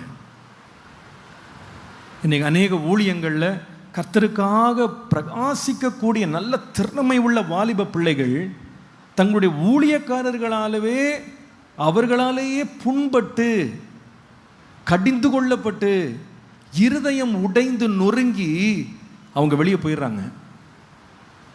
ஆனால் அந்த பிள்ளைகளை யாருக்கு ஆண்டவர் கொடுத்தாருன்னா நம்முடைய ஆசீர்வாதத்துக்கு தான் அனுப்புனார். அவங்க வயது கம்மியாக இருக்கலாம், அனுபவம் கம்மியாக இருக்கலாம், ஆனால் நம்முடைய ஆசீர்வாதத்துக்குன்னு கர்த்தர் அனுப்புனார். இன்றைக்கு பாருங்க, ஒரு சின்ன ஒரு ஊழியம் எடுத்துக்கிடுங்களேன், சண்டே ஸ்கூல் ஊழியம்னு ஒன்று எடுத்துக்கிடுங்க. அதில் 2 பேர் புதுசாக வந்தாங்கன்னா அந்த பழைய ஆட்களுக்கு அத்தனை பேருக்கு முகமே மாறி போயிடுது. நான் 20 வருஷம் இந்த கிளாஸ் எடுத்துக்கிட்டு இருக்கேன். நேற்றைக்கு வந்த இந்த பொண்ணுக்கு இந்த கிளாஸ் எப்படி கொடுப்பாங்க? கொடுக்கக்கூடாது. நான் ஜீவனுள்ள மட்டும் இந்த இடத்துல தான் இருப்பேன். அப்போ என்ன நடக்குது அங்கே? ஊழியம் விஸ்தாரம் அடைய நினைக்கிறீங்களா? இல்லை. ஆனால் என்ன மனோபாவம் இருக்கணும் தெரியுமா? சேர்ந்து உழைக்கலாம், சேர்ந்து ஊழியம் செய்யலாம், கர்த்தருடைய நாமத்தை ஒருமித்து மகிமைப்படுத்துவோம். ஹல்லேலூயா. 3வது ஒரு காரியம், அதே மத்தேயு 25:15. இப்போ பாருங்க, இது ரொம்ப இன்ட்ரெஸ்டிங்காக மாறுது. அவனுடைய திறமைக்கு தக்கதாக ஒருவனிடத்தில் 5 தாலந்தும், ஒருவனிடத்தில் 2 தாலந்தும், ஒருவனிடத்தில் 1 தாலந்துமாக கொடுத்து உடனே பிரயாணம் பட்டு போனான். நம்ம இதை ஒன்றுனா எடுத்து டெசிஃபர் பண்ண போகிறோம், டைசெக்ட் பண்ணுவோம். ரொம்ப இன்ட்ரெஸ்டிங்காக இருக்குது. இந்த இந்த இந்த ஓமானமே அவ்வளவு அற்புதமாக இருக்கிறது லீடர்ஷிப்புக்கு. 3வது லீடர்ஷிப் ட்ரைட், ஒரு திறம்பட சேவை செய்கிற மேம்பட்ட தலைவன் யார் தெரியுமா? தன்னுடைய ஊழியக்காரர் மேல் அனுதாபம் கொள்ளுவான். எழுதுங்க தயவு செய்து. A prestigious leader is very empathetic. அனுதாபம் கொள்ளுவான். இந்த அனுதாபம் அப்படின்றத விளக்குறேன். எப்படி ஏன் இந்த வார்த்தையை நான் பயன்படுத்துகிறேன் என்றால், அந்த சத்தியத்தை பாருங்க. ஒரு எஜமான் இருக்கிறாரு, அவற்றை 3 ஊழியக்காரர் இருக்கிறாங்க. 3 ஊழியக்காரரும் ஒரே எஜமானுக்கு தான் ஊழியம் செய்கிறாங்க. ஆனால் 3 ஊழியக்காரரும் ஒன்றும் இல்லை. நல்ல கவனிங்க. நம்ம சபையில் நிறைய தாளந்து பெற்றவங்க இருப்பாங்க, எல்லாருமே ஒன்று இல்லை. நல்ல கவனிங்க. 3 ஊழியக்காரர், என்னுடைய பெர்செப்ஷனில் எப்படி நான் நினைக்கிறேன்னா, 3 பேரும் அந்த எஜமான்ட்ட ஒரே கால அளவில் தான் உழைச்சிருப்பாங்க நான் நம்புகிறேன். ஒருவேளை 5 தாளந்து வாங்கினவன், 2 தாளந்து வாங்கினவன், 1 தாளந்து வாங்கினவன் எல்லாருமே 30 வருஷம் சர்வீஸ்னு வச்சுக்கலாம். 30 வருஷம் சர்வீஸ் இருந்தாலும் 3 பேருக்கும் எக்ஸ்பீரியன்ஸ் அல்லது அவங்களுடைய திறமை அப்படின்றது டேலண்ட்ன்றது வேற வேற. ஒரு நல்ல கவனிங்க, நல்ல ஒரு எஜமான், ஒரு தலைவன் யார் என்றால், தன் கீழே கர்த்தர் கொடுக்கிற மனிதர்களுக்கு என்ன திறமை இருக்கிறது என்று முதலாவது அவன் கணிக்கிற ஞானம் அவனுக்கு வேண்டும், நிதானிக்கிற ஞானம் வேணும். இன்னைக்கு பாருங்க, சில பேர் செய்கிற பெரிய தவறு, ஊழியத்தில் தலைமைத்துவத்தில் பண்ணுற பெரிய தவறு என்ன தெரியுமா? நான் நியாயமான ஊழியக்காரன்னா எல்லாருக்கும் ஒரே மாதிரி அளந்து நான் வகுத்து கொடுத்துருவேன். இப்போ நம்ம மொத்தம் எத்தனை தாளந்து கொடுத்தாரு சொல்லுங்க? 8 தாளந்து. 8 தாளந்து 3 பேருக்கு ஒன்றா வகுத்தா எவ்வளோ வரும் சொல்லுங்க? கிட்டத்தட்ட ஒரு 2.5 தாளந்து வருமா? 2.5 + சம்திங் ஒரு சில்லறை வரும். அப்போ 2.5 தாளந்தா 3 பேருக்கு பிரித்து கொடுத்தா உலகம் என்ன சொல்லணும்னா, ரொம்ப நியாயஸ்தருங்க அவர், ஓர வஞ்சனை பார்க்காம பாரபட்சம் பார்க்காம எல்லாருக்கும் என்ன பண்ணிட்டாரு, 2.5 கரெக்டாக வகுத்து கொடுத்துட்டாரு. ஆனால் இதில் ஒரு பிரச்சனை இருக்குது. என்ன பிரச்சனைன்னு சொல்லட்டுமா? எல்லாருக்கும் 2.5 ஹேண்டில் பண்ணுற திறமை கிடையாது.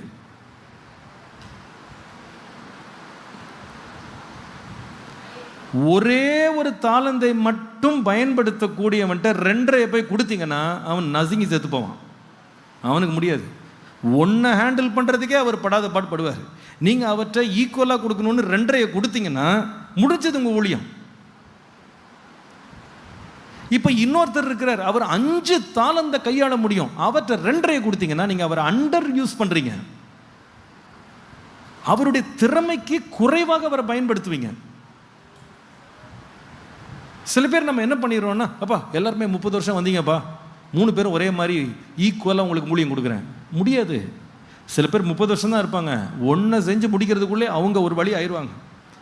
ஆனால் அதே 30 வருஷம் ஓடுற சில ஆட்கள் இருப்பாங்க, 5 கொடுத்தாலும் டயர்டாகாமல் ஓடுவாங்க. நான் சொல்றது விளங்குதா உங்களுக்கு? ஒரு நல்ல தலைவன் யார் என்றால் அனுதாபம் உள்ளவன். அனுதாபம்ன்றது என்னன்னா, ஒருவனுக்கு திறமைக்கு தக்கதாக கொடுப்பான். அளவிற்கு மிஞ்சியும் கொடுக்க மாட்டான், அளவிற்கு குறைவாகவும் கொடுத்து அவர்களை வேதனைப்படுத்த மாட்டான். அவர்களை அண்டர் யூஸ் பண்ணுறதும் இல்லை, ஓவர் யூஸ் பண்ணுறதும் இல்லை. அவர்களை ஓவர்லோட் பண்ணுறதும் இல்லை, அண்டர்லோட் பண்ணுறதும் கிடையாது. பாருங்க, இப்போ நம்ம ஊரில் நிறைய வண்டிகள் இருக்குது, டெம்போ வண்டியெல்லாம் இருக்குது, லக்கேஜ் ஏற்றுறதுக்கு. இதில் குட்டி யானைன்னு ஒன்று இருக்குது. இந்த குட்டி யானை எவ்வளோ ஏற்றலாம் சொல்லுங்கள்? சுமாராக எவ்வளோ ஏற்றலாம்? ஒரு 2 டன்னு 3 டன் ஏற்றலாம், மேக்ஸிமம் அவ்வளோதான் நினைக்கிறேன். அதுக்கு மேலே ஏற்றுனீங்கன்னா வண்டி உடஞ்சிரும். இப்போ பக்கத்தில் ஒரு லாரி ஒன்று இருக்குது, அது 30 டன்னு ஏற்றும். இப்போ உங்கள்கிட்ட ஒரு 32 டன்னு பொருள் இருக்குன்னு வச்சுக்கிடுங்களேன். 2 விசுவாசி, ஒருத்தர் 30 டன் லாரியை கொண்டு வர்றாரு, ஒருத்தர் 3 டன்னு குட்டி யானையை கொண்டு வர்றாரு. பிரதர், நம்ம பாரபட்சம் காட்டக்கூடாது.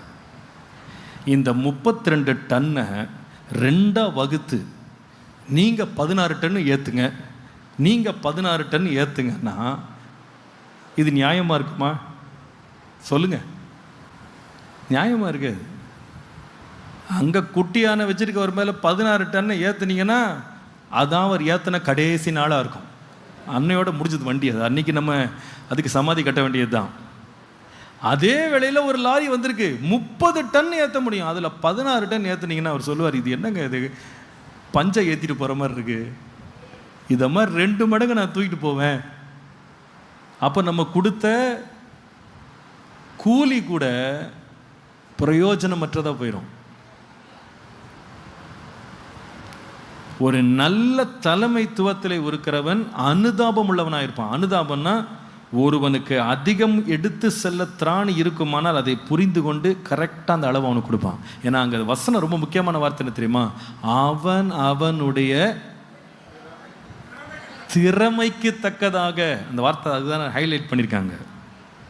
எல்லாருக்கும் ஒரே திறமை கிடையாது. யாருக்கு எந்த திறன் இருக்கு அப்படின்னு வெளிப்படுத்துகிறவர் ஆவியானவர். ஒரு ஊழியக்காரன் தேவ சமூகத்தில் உட்கார்ந்து, ஆண்டவரே இந்த உத்தரவாதங்களை இந்த மனிதனிட்ட கொடுத்து அவர் தாங்குவாரா, இது அவருக்கு போதுமானதா இருக்குமா அப்படின்னு கேட்டா கர்த்தர் நமக்கு வெளிப்படுத்துவார். நல்லா கவனிங்க. சாமுவேல் என்ற தீர்க்கதரிசி, பெரிய தீர்க்கதரிசி, அனுபவம் உள்ள தீர்க்கதரிசி தான். சாமுவேல் எல்லாம் அபிஷேகம் பண்ணிட்டு வந்திருக்கிறார். சவுல் ராஜாவை அபிஷேகம் பண்ணிட்டு வந்திருக்கிறார். இவர் ஈசாயின் வீட்டுக்குள்ள வந்தார். வந்தா 7 குமாரரை கொண்டு வந்து நிறுத்துறாங்க. அதுல 3 பேர் ஏற்கனவே சவுலோடு அவங்க யுத்தம் பண்ண சேனையில் இருக்கிறாங்க. இவர் பார்த்த உடனே என்ன சொல்லிட்டாரு தெரியுமா? கர்த்தர் அபிஷேகம் பண்றவன் வந்தான் அப்படின்னு எழுப்பிட்டாரு. தைல கொம்பு தூக்கிட்டு ஆண்டவர் தட்டி உட்கார வச்சார். உட்கார். இவன் ராஜ்யபாரம் பண்ண முடியாது. இவன் மிஞ்சி போனால் ஈட்டியை தூக்கிட்டு போகலாம், பட்டயத்தை தூக்கிட்டு போகலாம், சிப்பாய் மாதிரி ஊழியம் செய்யலாம், வேணா அவன் சண்டை போடலாம், அவ்வளோதான். இவன் ராஜாங்கம் பண்ண முடியாது.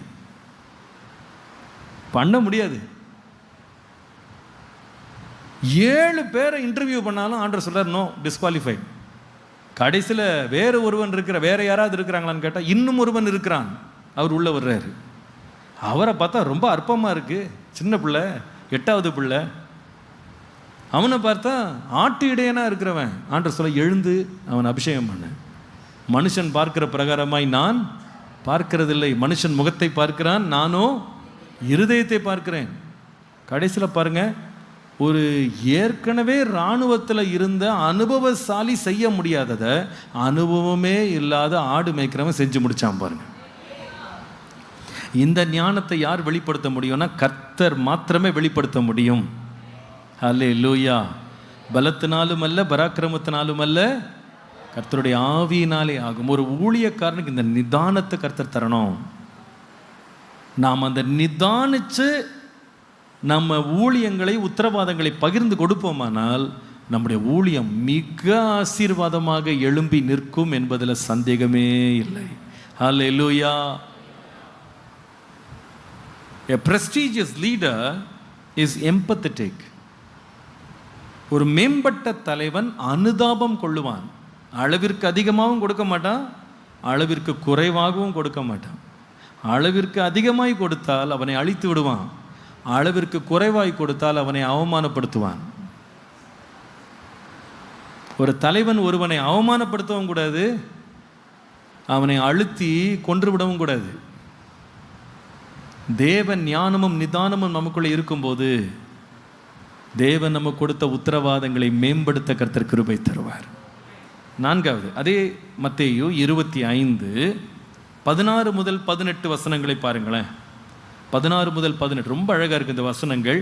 நீங்கள் என்னோட சேர்ந்து வாசித்தா கூட நல்லா இருக்கும், கொஞ்சம் விழிப்பாக இருக்கிறதுக்கும் கொஞ்சம் பிரயோஜனமாக இருக்கும். ஆனால் ஏன் பிரசங்கெல்லாம் கேட்டிங்கன்னா உங்களுக்கு தூக்கம் வராமல் இருக்குன்னு தனியாக ஜெபம் பண்ணணும். ஆமாம், ஏன்னா எங்கள் அப்பாவுடைய பிரசங்கத்தெல்லாம் கேட்டிருக்கீங்கன்னு சொல்ல எனக்கு இன்னும் பயமாக இருக்குது. ஏன்னா எங்கள் அப்பா பிரசங்கம் பண்ணாங்கன்னா எப்படி பண்ணுவாங்கன்னு உங்களுக்கு தெரியும்.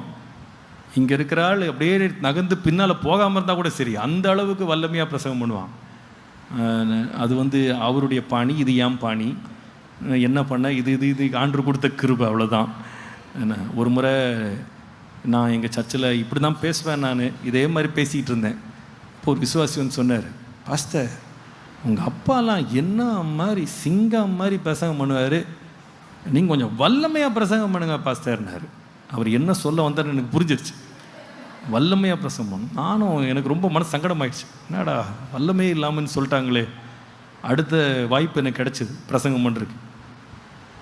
அப்போல்லாம் 3 மாதத்துக்கு ஒரு முறை தான் பிரசங்கத்துக்கு சான்ஸ் கொடுப்பாங்க. அப்போ அடுத்த வாய்ப்புக்காக காத்திருந்தேன். நல்லா ஆயத்தமாயிட்டு எடுப்பில் நல்ல உரத்த குரல் எங்கள் அப்பா மாதிரி எவ்வளோ முடியுமோ இருக்கிற சக்தியெல்லாம் வச்சு நல்லா பேசினேன். ஆனால் 20 நிமிஷத்தில் தொண்டை கண்டெல்லாம் போச்சு, வறண்டு போச்சு. ஒன்றும் முடியல, உயிர் போகிற மாதிரி ஆகிப்போச்சு.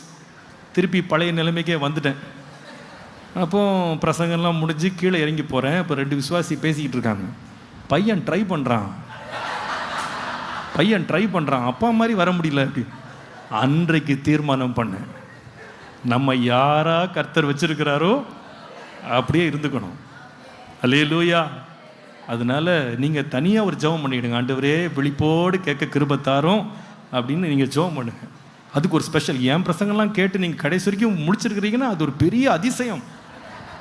ஏன்னா என் பிரசங்கத்தை நானே போட்டு கேட்டால் எனக்கே தூக்கம் வந்துடும். அல்லேலூயா. சரி, 4வது, ஒரு தலைவன் எப்படி இருக்க வேண்டும்? மத்தேயு 25:16-18 என்னோட சேர்ந்து வாசிப்போம்.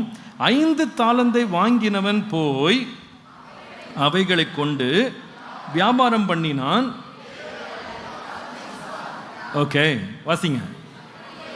அப்படியே 2 தாலந்தை வாங்கினவனும் வேறு 2 தாலந்தை சம்பாதித்தான். 1 தாலந்தை வாங்கினவனோ போய் நிலத்தை தோண்டி தன் எஜமானுடைய பணத்தை புதைத்து வைத்தான். நீங்கள் இதில் ஒரு முக்கியமான ஒரு சத்தியத்தை நீங்கள் புரிந்து கொள்ளணும். ஒரு நல்ல மேம்பட்ட தலைவன் யார் என்றால், number 3, a prestigious leader is always empowering. ஒரு மேம்பட்ட தலைவன் அதிகாரம் அளிப்பான்.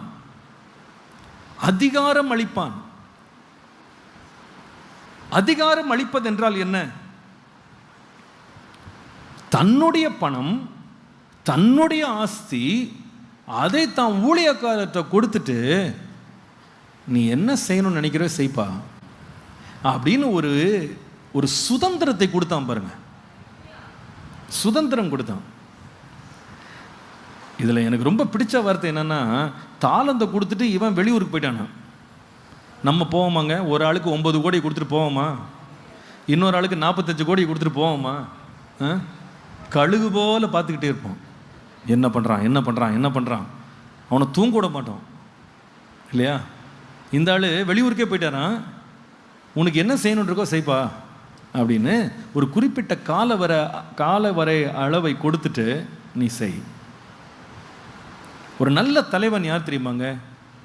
கர்த்தர் தனக்கு தந்த ஊழியர்களை ஊக்குவித்து அவர்கள் சுதந்திரமாய் செயல்படுறதுக்கு இடம் கொடுப்பாங்க. எனக்கு இது எவ்வளோ ஒரு மேக்னானிமிட்டி அந்த ஆள்கிட்ட இருந்துச்சுன்னு நான் பார்க்குறேன். எவ்வளோ ஒரு விஸ்தாரமான ஒரு இருதயம் இருந்துட்டு தான் செஞ்சுருப்பாங்க. கொஞ்சம் காசை அங்கே கொடுத்த கம்மி காசே 9 கோடி. ஒரு தாளது 6000 தினாரை, 6000 நாள் சம்பளம், 20 வருஷ சம்பளத்தை போய் ஒருத்தன்ட்ட கொடுத்துட்டு தூரதேசத்துக்கு போயிட்டாரா. நீ என்ன பண்ணுமோ பண்ணு. நல்லா கவனிங்க. சில பேர் சொல்வீங்க, பாஸ்டர் நீங்கள் சொல்கிறீங்க ஒரு நல்ல தலைவன் எடுத்து தனக்கென்று வைத்து கொள்ளாமல் உத்தரவாதங்களை பகிர்ந்து கொடுக்கணும், எடுத்துகிட்டு ஓடிட்டானா என்ன பாஸ்டர் பண்ணுறது? இது ஒரு கேள்வி. எல்லா தலைவனுக்குள்ளேயும் ஒரு பயம் இருக்குது. நல்லா கவனிங்க. லீடர்ஷிப் அப்படின்றது 100% சக்ஸஸ் எடுக்கிற இடம் கிடையாது. இந்த ஒரு நல்ல எஜமான், ஒரு ரொம்ப மனிதாபியம் உள்ள ஒரு எஜமான், ஒரு நல்ல பக்குவப்பட்ட எஜமான், ஒரு நல்ல உதாரத்துவமுள்ள எஜமான், இவர்கிட்டயே சக்ஸஸ் ரேட் பார்த்தீங்கன்னா 2:3. 3 பேர்கிட்ட கொடுத்தா 2 தான் சக்ஸஸ், 1 ஃபெயிலியர். அதற்காக கொடுக்க மாட்டேன்னு உட்காந்து வைக்கல. பரவாயில்ல பார்த்துக்கலாம், டேக் ரிஸ்க் சரி. அவன் எடுத்த ரிஸ்கில் என்ன நடந்துச்சுன்னு கேட்டால், 8 கொடுத்தா கரெக்டாக பார்த்தா கணக்குப்படி 2 மடங்கு எல்லாரும் செஞ்சுருந்தாங்கன்னா 16 வந்திருக்கணும். ஆனால் பரவாயில்ல 15ஆவது வந்துச்சு. அங்கே தான் இருக்குது விஷயமே. நாம் 16 வந்தால் தான் வெற்றின்னு நினைக்கிறோம்.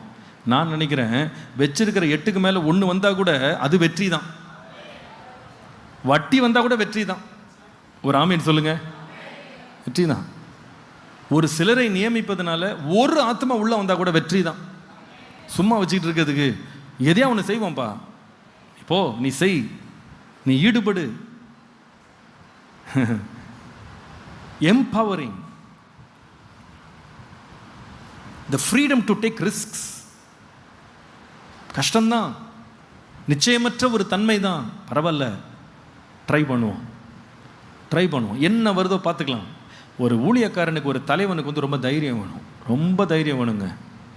ரொம்ப ரொம்ப தைரியம் வேணும். நான் வேதத்தில் உள்ள தலைவர்களுடைய வாழ்க்கையெல்லாம் நான் படித்து பார்க்கும்போது ரொம்பவே அதீத தைரியம் அவங்களுக்கு இருந்திருக்காங்க. தைரியத்தினால தான் அவங்க தங்களையும் காப்பாற்றிக்கிட்டாங்க, தங்கள் தேசத்தையும் காப்பாற்றிக்கிட்டாங்க, தங்கள் அரண்மனையும் காப்பாற்றிக்கிட்டாங்க. இதை நான் பார்க்குறேன். அன்றைக்கி அந்த பார்வோன் மட்டும் அந்த பையனுக்குள்ளே தேவ ஆவி இருக்குன்னு கண்டுபிடிச்ச உடனே 2ஆம் இடத்தை கொடுக்காமல் இருந்திருந்தால் அன்றைக்கி பஞ்சத்திலே நாடு அழிஞ்சு ஒன்றும் இல்லாமல் போயிருக்கும். அன்றையோட சாம்ராஜ்யம் காலியாயிருக்கும். சொல்கிறது புரியுதுங்களா உங்களுக்கு? சவுல் வந்து நல்ல தலைவன் கிடையாது, ஆனால் அட்லீஸ்ட் சில காரியங்களை ரொம்ப பாராட்டுவேன் நான் சவுல் ராஜாவை. எதில் பாராட்டுறேன் தெரியுமா? இந்த மனுஷன் சண்டைக்கு போக மாட்டேன்னு உள்ளே உட்காந்துக்கிட்டாரு. கோலியாத் வந்து 40 நாள் சத்தம் விட்டான். இவருக்கு எழும்பி போகிறதுக்கு தைரியம் இல்லை. கடைசியில் ஒரு கேண்டிடேட்டை கொண்டு வர்றாங்க. நாங்கள் பிடிச்சிட்டு வந்திருக்கோங்க, ஒரு ஆள் வா, அங்கே சண்டை போடுறதுக்கு ரெடியாக இருக்கிறாரு.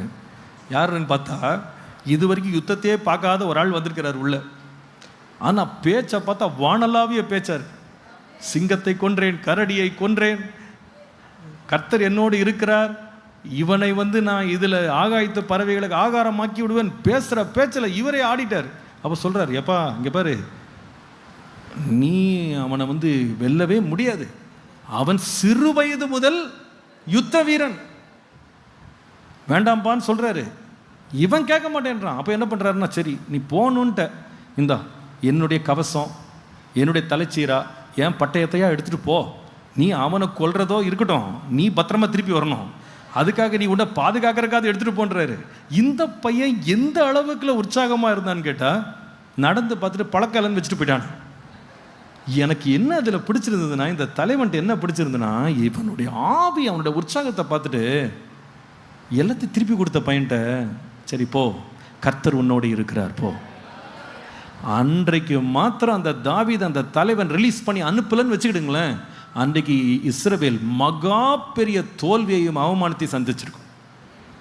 அந்த ஒன் டெசிஷன் பாருங்க, பரவாயில்ல பார்த்துக்கலாம், ரிஸ்க் பார்த்துக்கலாம், எப்படி சாகிறது சாக தான் போகிறோம், என்ன நடக்குன்னு பார்த்துருவோம். இந்த தைரியம் ஒரு தலைவனுக்கு தேவை. ஒரு ஆமீன் சொல்லுங்க. நீங்கள் பயந்து பயந்து பயந்தாங்கோழியே இருந்தீங்கன்னா எல்லைகள் விஸ்தாரமாகவே ஆகாது. செய்யட்டும்பா, பார்ப்போம் என்ன நடக்குன்னு பார்ப்போம், என்ன நடக்குன்னு பார்ப்போம், பார்த்துக்கலாம். கர்த்தருடைய நடத்தல் உள்ள இருக்கா, தைரியமாக விடணும், பார்த்துக்கலாம் என்ன வந்தாலும் பார்ப்போம். நம்ம ரொம்ப ப்ரொடெக்டிவாக இருக்கும்போது you lose the battle. Don't be over protective. திறமை உள்ளவர்கள் கூட சில தடவை நமக்கு வந்து ஏமாற்றத்தை கொடுப்பாங்க. ஏமாற்றத்தையே நம்ம பார்த்துக்கிட்டு நம்ம ரிலீஸ் பண்ணாமல் இருப்போமானா கடைசியில் பெரிய ஏமாற்றம் நமக்கு தான் வரும். A leader is very empowering. ஒரு சிறந்த தலைவன் யார் தெரியுமாங்க? எப்படி ஃபீல் பண்ணணும்னா, கர்த்தர் அவர்கிட்ட கொடுத்துருக்கிற விசுவாசிகள் ஊழியர்கள் எப்படி ஃபீல் பண்ணணும், எங்கள் பாஸ்டர்கிட்ட போய் சேர்ந்தா அவருக்கு இருக்கிற எனர்ஜியில் என்ன உண்டுலன்னு ஆக்கிடுறாரு என்ன அப்படின்னு சொல்லணும்.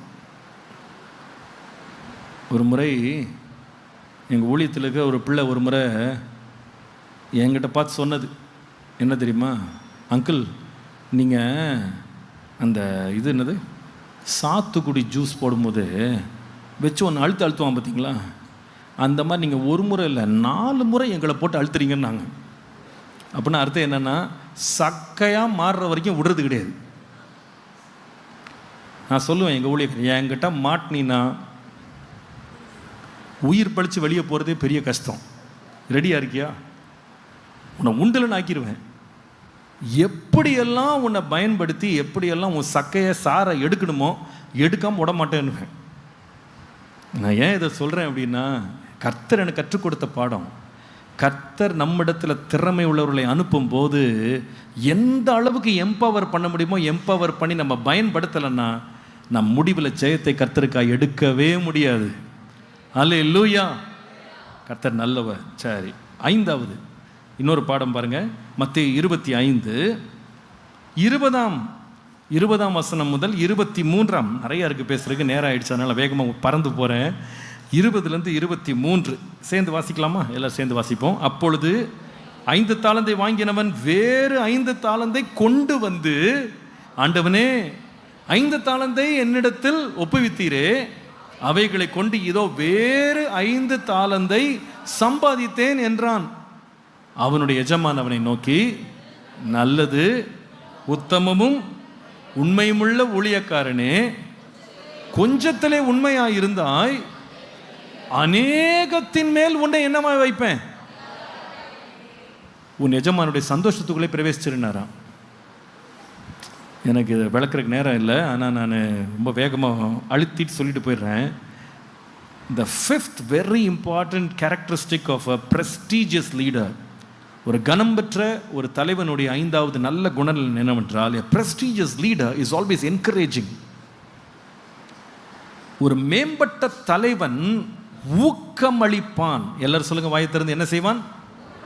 ஊக்கமளிப்பான். அந்த ஊக்கமளிக்கிறத கொஞ்சம் ஊக்கமாக சொல்லுங்களேன். அல்லேலூயா. இப்போ பாருங்க, ஒருத்தர் 5 தாலந்தை வாங்கிட்டு போனார். திருப்பி வரும்போது எத்தனை கொண்டு வந்தார்? சொல்லுங்க. திருப்பி வரும்போது எத்தனை கொண்டு வந்தார்? 5 வாங்கிட்டு போனார். திருப்பி வரும்போது 10 எடுத்துட்டு வந்தார். 10 பார்த்த உடனே தலைவனுக்கு ஒரு மாதிரி முகம் மாறல. அவர் என்ன சொன்னார் தெரியுமா?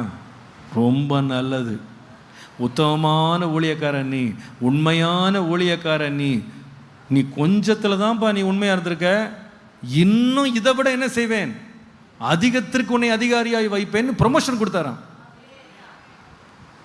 நான் சவுலை பற்றி சொன்னேன் பார்த்தீங்களா? சவுல் ராஜா, அவர் அந்த ஒரு காரியத்தில் நல்லதான் செஞ்சார், நான் இல்லைன்னு சொல்லலை. தாவீது வந்து போகிறேன் என்றவனை ஃபஸ்ட்டு வேண்டாம் வேண்டான்னாரு, போ கர்த்தரோடு இருக்கிறன்னு அனுப்பி விட்டார். அது வரைக்கும் நல்லது தான். ஆனால் ரிட்டர்ன் வந்தான் பையன். திருப்பி வரும்போது கோலியாத்தின் தலையோடு திரும்ப வந்தான். வந்தவனுக்காக பாட்டு பாடினாங்களாம் சகோதரிகள். என்ன பாடினாங்க? சவுல் கொன்றது 1000, தாவீது கொன்றது 10,000. அதுக்கப்புறமா இவர் புத்தி எப்படி மாறிச்சு பார்த்தீங்களா? அவனுக்கு எனக்கு 1000, அவனுக்கு 10,000மா? இன்னும் அவனுக்கு என்ன மணியா ராஜ்யபாரதி எடுத்துருவான் போல இருக்குன்னு சொல்லிட்டு அன்று முதல் அவனை எப்படி பார்த்தான்?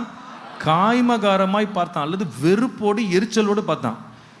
பார்க்க ஆரம்பிச்சான் பாருங்க, அன்னைக்கே அவனுக்கு கேடு ஆரம்பிச்சிச்சு. அதுக்கப்புறமா அவன் ராஜ்யபாரம் ஸ்திரப்படவே இல்லை. ஆனால் அதே இது பார்வோன்னு போய் நின்னீங்கன்னா எப்படிங்க உங்கள் ஸ்டைல் எப்படின்னு கேட்டா, எப்பா நான் எதிர்பார்க்கவே இல்லைப்பா, கைதின்னு சொல்லி இன்ட்ரடியூஸ் பண்ணாங்க, இந்த அளவுக்கு ஞானம் இருக்க, இவனை விட மாட்டேன், பக்கத்தில் உட்காருன்னு உட்கார வச்சிட்டான். பக்கத்தில் உட்கார், நீ வெற்றி பெற்றியா, இன்னும் உன்னை ஊக்குவிப்பேன், இன்னும் உனக்கு பரிசளிப்பேன், இன்னும் வாய்ப்புகளை தருவேன், இன்னும் நீ பெரிய பெரிய காரியங்களை செய்யணும். இந்த இருதயத்தை கர்த்தர்ட்ட நம்ம கேட்கணும். ஹல்லேலூயா.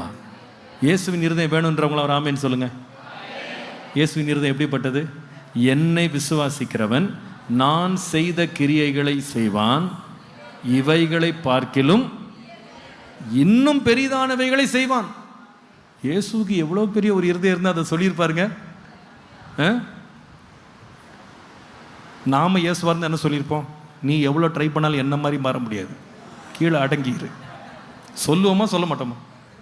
என்ன ஒரேடியாக எகிர்ற, என்ன ஒரேடியாக துள்ளுற, நான் யார் தெரியுமா? தேவகுமாரன், அடங்கிரு சொல்லியிருப்போம். ஏன் சொல்கிறாரு? என்ன விசுவாசிட்டானா என்னை பார்க்கிலும் பெரிதானவைகளை செய்வான். என்ன ஒரு இருதயம் இருந்தது அவருக்கு. நான் யோசிக்கிறேன், உண்மை தானே அது? அப்படியே நடந்துச்சா இல்லையா? இங்கே பாருங்க, இயேசு வந்து பிரசங்கம் பண்ணாருங்க. அந்த பிரசங்கத்தில் ஒரு இரவில் ஒரே ஒரு நிக்கோதேமு ரட்சிக்கப்படுறான், ஒரு நத்தானியல் ரட்சிக்கப்படுகிறான், ஒரு யோசேப்பு மறைமுகமாக இயேசுவை வந்து பார்த்துட்டு போகிறான். ஆனால் பேதுரு எழுந்து பிரசங்கம் பண்ணுறார். ஒரே பிரசங்கம் தான், 3000 பேர் அடித்து தூக்கிட்டு போயிட்டான் பாருங்க. அது செய்ய வச்சது யாருன்னா கர்த்தர் அப்போஸ்தலர்களோடு இருந்து பலத்த கிரியைகளை செய்தார். கிரியை செய்தது அவர் தான். எங்கள் பக்தியோ எங்கள் யுக்தியோ எல்லாம் ஒன்றும் கிடையாதுன்னு பேதுரு சொல்கிறார். அப்போ செய்ய வைச்சது எல்லாமே கர்த்தர் தான். அப்போ செய்ய வைக்கிறதுக்கு ஒரு இருதயம் அவருக்கு இருந்துச்சு பாருங்க. அந்த இருதயம் நமக்கு இருந்தால் எவ்வளோ நல்லா இருக்கும். எத்தனை ஆயிரம் பேருக்கு நம்முடைய ஊழியங்கள் பிரகாசமாக பயனுள்ளதாக மாறும். அல்லேலூயா. ஆண்டவரே, அப்படிப்பட்ட ஒரு இருதயத்தை, விசாலத்தை எனக்கு தாங்கப்பா, தாங்கப்பா. என்கரேஜிங் லீடராக என்னை மாற்றுங்க, ஊக்குவிக்கிற ஒரு தலைவனாக என்னை மாற்றுங்க. நீங்கள் லூக்கா 19:17 படிக்கும்போது இந்த 10 தாலந்தை சம்பாரிச்சிட்டு வந்தவனுக்கு 10 பட்டணங்களுக்கு உன்னை அதிகாரியாய் வைப்பேன்னு சொன்னாராம். இதை எப்படி நீங்கள் சொல்லுவீங்க? இதை 10 பட்டணத்தை பரிசாக கொடுத்தாராம். 10 பட்டணம் வச்சுக்கோ, இவ்வளோ நல்ல செய்தியப்பா, உனக்கு இன்னும் அதிகம் தருவேன். I would say the reward for good work is more work. நல்ல வேலை செய்கிறவனுக்கு அதிக வேலை கொடுக்கப்பட வேண்டும். அவன் தான் நல்ல தலைவன். கெட்ட தலைவன் யார் தெரியுமா? நல்ல வேலை செய்கிறவனை பார்த்தா உத்தரவாதத்தை குறைக்கிறது. முட்டா நம்ம தலைமையில் எழுதிவான் போல இருக்கு, குறை குறை குறை, அவனை தட்டி வை, அடக்கி வை. இல்லை, தேவ ராஜ்யம் விஸ்தாரிக்கட்டும். அல்லேலூயா. இன்னும் அதிக சந்தர்ப்பங்கள், அதிக வாய்ப்புகள் கொடுத்து அவர்களை பின்னால் ஜெபத்தில் தாங்கி அவர்களை ஊக்குவித்து அவர்களை ஆசீர்வைத்து பிளஸ் பண்ணி அவங்களை இன்னும் நல்லா செய்ப்பா, ரொம்ப சிறப்பாக செய்கிற. இது ஒரு ஊழியக்காரனுக்கு ரொம்ப முக்கியமான ஒரு இருதயங்க. அந்த இருதயம் இருக்குமானா பல மடங்கு கர்த்தர் நம்மை பெருக பண்ணுவார். நல்ல ஒரு ஆமேன்னு சொல்லுங்களேன். பல மடங்கு, இப்பொழுது இருக்கிறதை பார்க்கிலும் 1000 மடங்கு கர்த்தர் உன்னை விருத்தியாக்குவார்னு போட்டிருக்கு. அதெல்லாம் நடக்குமானா நடக்கும். எப்போ நான் ஒரு நல்ல தலைமைத்துவ பண்பு இருந்தால் நடக்கும். அல்லேலூயா. 6வது மத்தேயு 25:19 பாருங்க. 25:19. வெகு காலமான பின்பு அந்த ஊழியக்காரருடைய எஜமான் திரும்ப வந்து அவர்களிடத்தில் கணக்கு கேட்டான். Number 6, a prestigious leader is ethical. ஒரு மேம்பட்ட தலைவன் நீதி நெறிகளை கடைபிடிப்பான். எழுதுங்க தயவு செய்து. ஒரு மேம்பட்ட தலைவன் நீதி நெறிகளை கடைபிடிப்பான். இது தலைமைத்துவ பண்புல மிக முக்கியமான ஒரு குணநலன். அது என்ன தெரியுமாங்க? 5 கொடுத்தாரு 45 கோடி, 2 கொடுத்தாரு 18 கோடி, 1 தாலந்து 9 கோடி விலை மதிப்புள்ளதை கொடுத்துட்டாரு. ரொம்ப தாராளமாக கொடுத்தாரு, மனசார கொடுத்தாரு, தயக்கம் இல்லாமல் கொடுத்தாரு, விஸ்தாரமான உள்ளத்தோடு கொடுத்தாரு. கொடுத்துட்டு வெளியூருக்கு போனார். போனவர் கொடுத்ததை மறக்கலை. அங்கே தான் இருக்குது விஷயமே. திருப்பி வந்து கணக்கு கேட்டாராம். கணக்கு கொண்டு வந்து கொடு. ஒரு நல்ல தலைவன் யார் தெரியுமாங்க? உத்தரவாதங்கள் எல்லாம் எடுத்து பகுத்து பகுத்து பிரித்து பிரித்து கொடுத்துட்டு எப்படின்னா போங்கன்றவர் இல்லை, வந்து கணக்கை கொடுத்துட்டு போ. நீ 5 வாங்கினாலும் சரி, 2 வாங்கினாலும் சரி, 1 வாங்கினாலும் சரி, கணக்கை சப்மிட் பண்ணிட்டு போ. நீங்கள் நிறைய பேர் கொடுக்குறதுல ரொம்ப இன்ட்ரெஸ்டாக இருக்காங்க. நான் ரொம்ப தாராள மனசு பாஸ், எனக்கு எல்லாம் கொடுத்துருவேன்.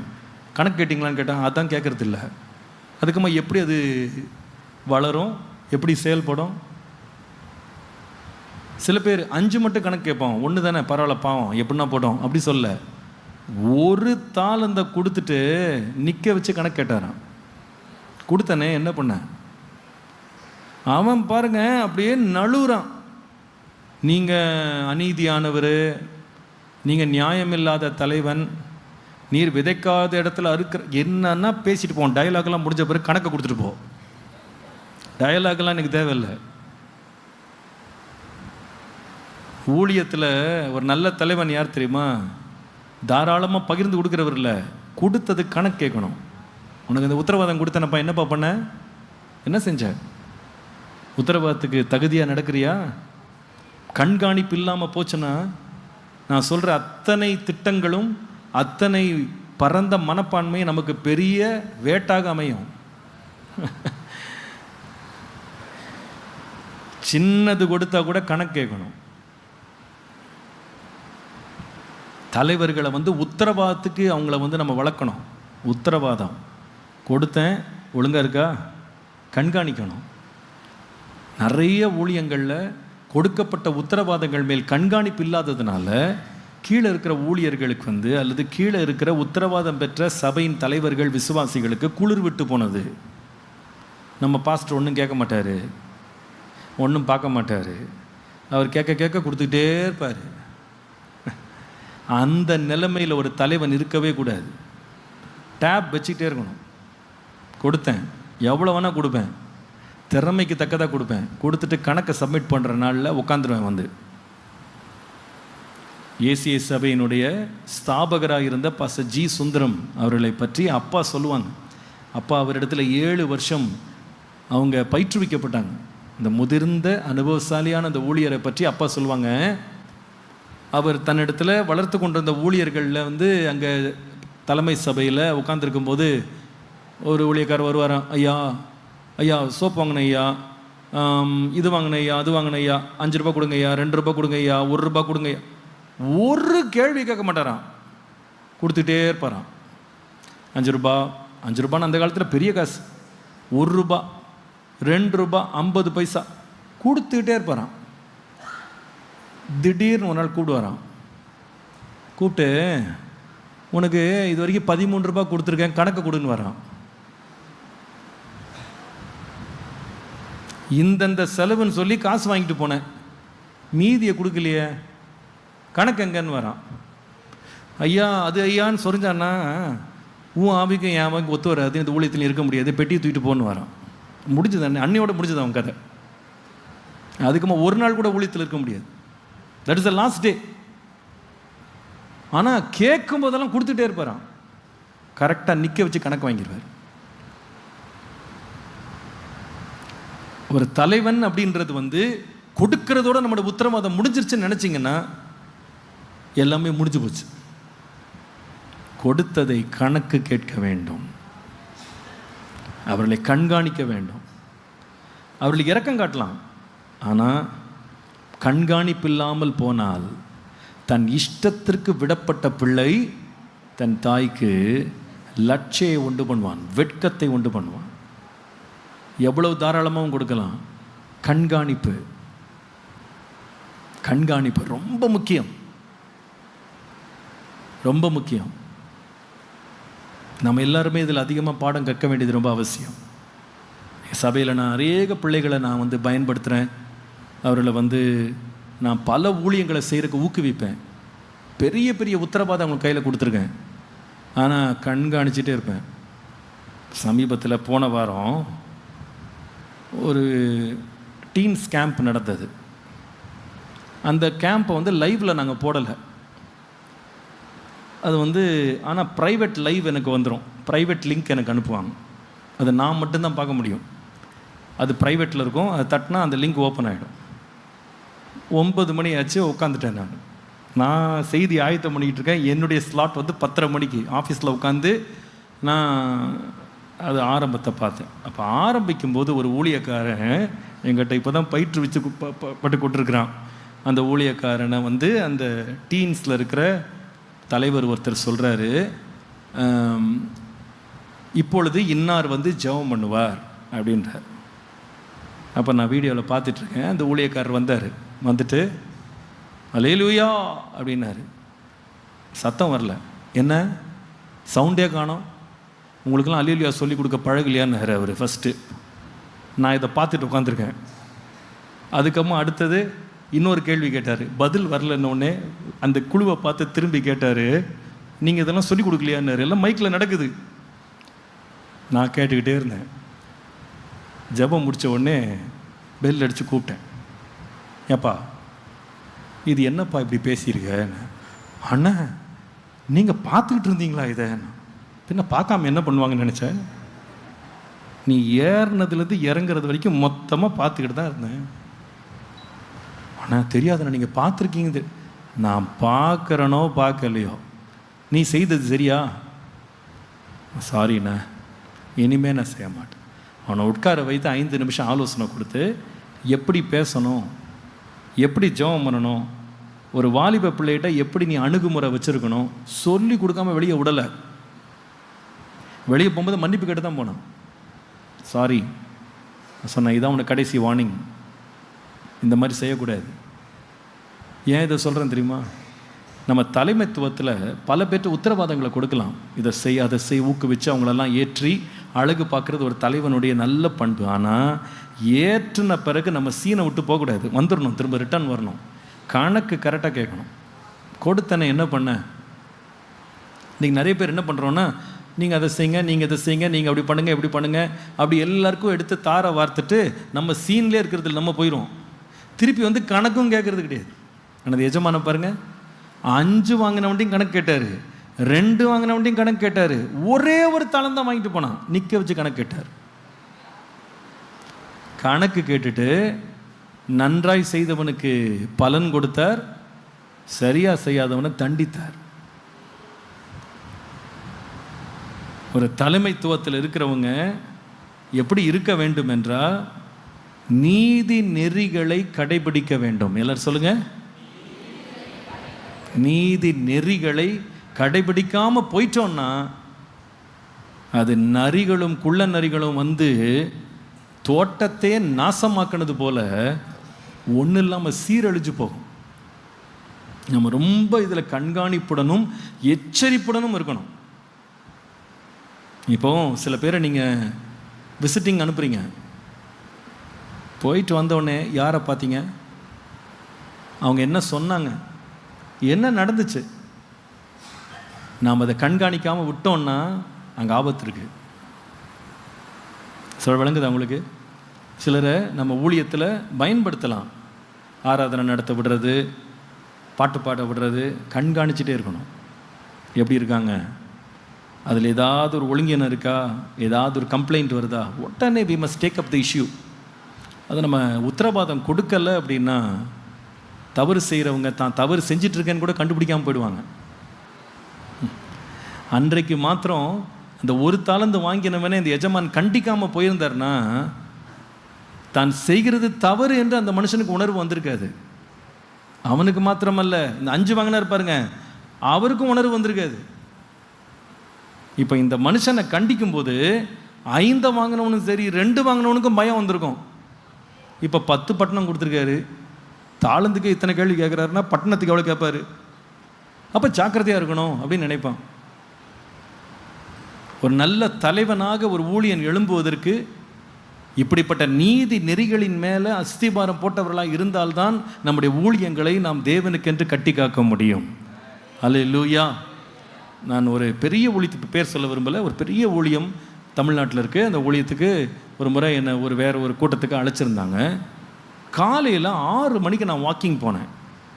அந்த இடத்துல அந்த கேம்பஸில் தங்கியிருந்தேன். 6 மணிக்கு வாக்கிங் போனேன். எனக்கு ரொம்ப கவர்ந்த காரியம் என்னென்னா, அந்த 6லேருந்து 6:30 மணிக்கு வாக்கிங் போகிறேன். வாக்கிங் போயிட்டு நான் ஒரு ரூமுக்கு போயிட்டு 7 மணிக்கு 7:30 போல் சாப்பிட வெளியே வந்தால் அந்த இடமே சுத்தமாக இருக்கிறது. ஒரு காய்ந்த இலை கிடையாது, ஒன்றும் கிடையாது, அவ்வளவு க்ளீனாக இருக்குது. நம்ம ஊழியங்கள் நடத்துகிறவங்க இதெல்லாம் கண்காணிப்போம் இல்லையா? அப்போ நான் உடனே அந்த கூட அந்த சகோதரன்ட்ட கேட்டேன், எப்படி இவ்வளோ சுத்தமாக வைக்க முடியுது, இவ்வளோ பெரிய கேம்பஸை எப்படி நீங்கள் சுத்தம் பண்ணுறீங்க? அதுக்கு அந்த உடன் ஊழியர் சொல்கிறாரு, பாஸ்டர், அந்த பெரிய ஊழியக்காருடைய மனைவி இருக்காங்க பாருங்க, காலைல 6 மணிக்கு ரவுண்ட்ஸ் வருவாங்க. வரும்போது ஒரு காஞ்ச இலை இருந்தால் முடிஞ்சது கதை. அதனால அவ்வளவு சுத்தமாக எப்பவுமே வைத்திருப்பாங்க. அப்போ தான் நினச்சேன், கண்காணிப்பு இருந்தால் எவ்வளோ அழகாக ஒரு இடம் பராமரிக்கப்படும்.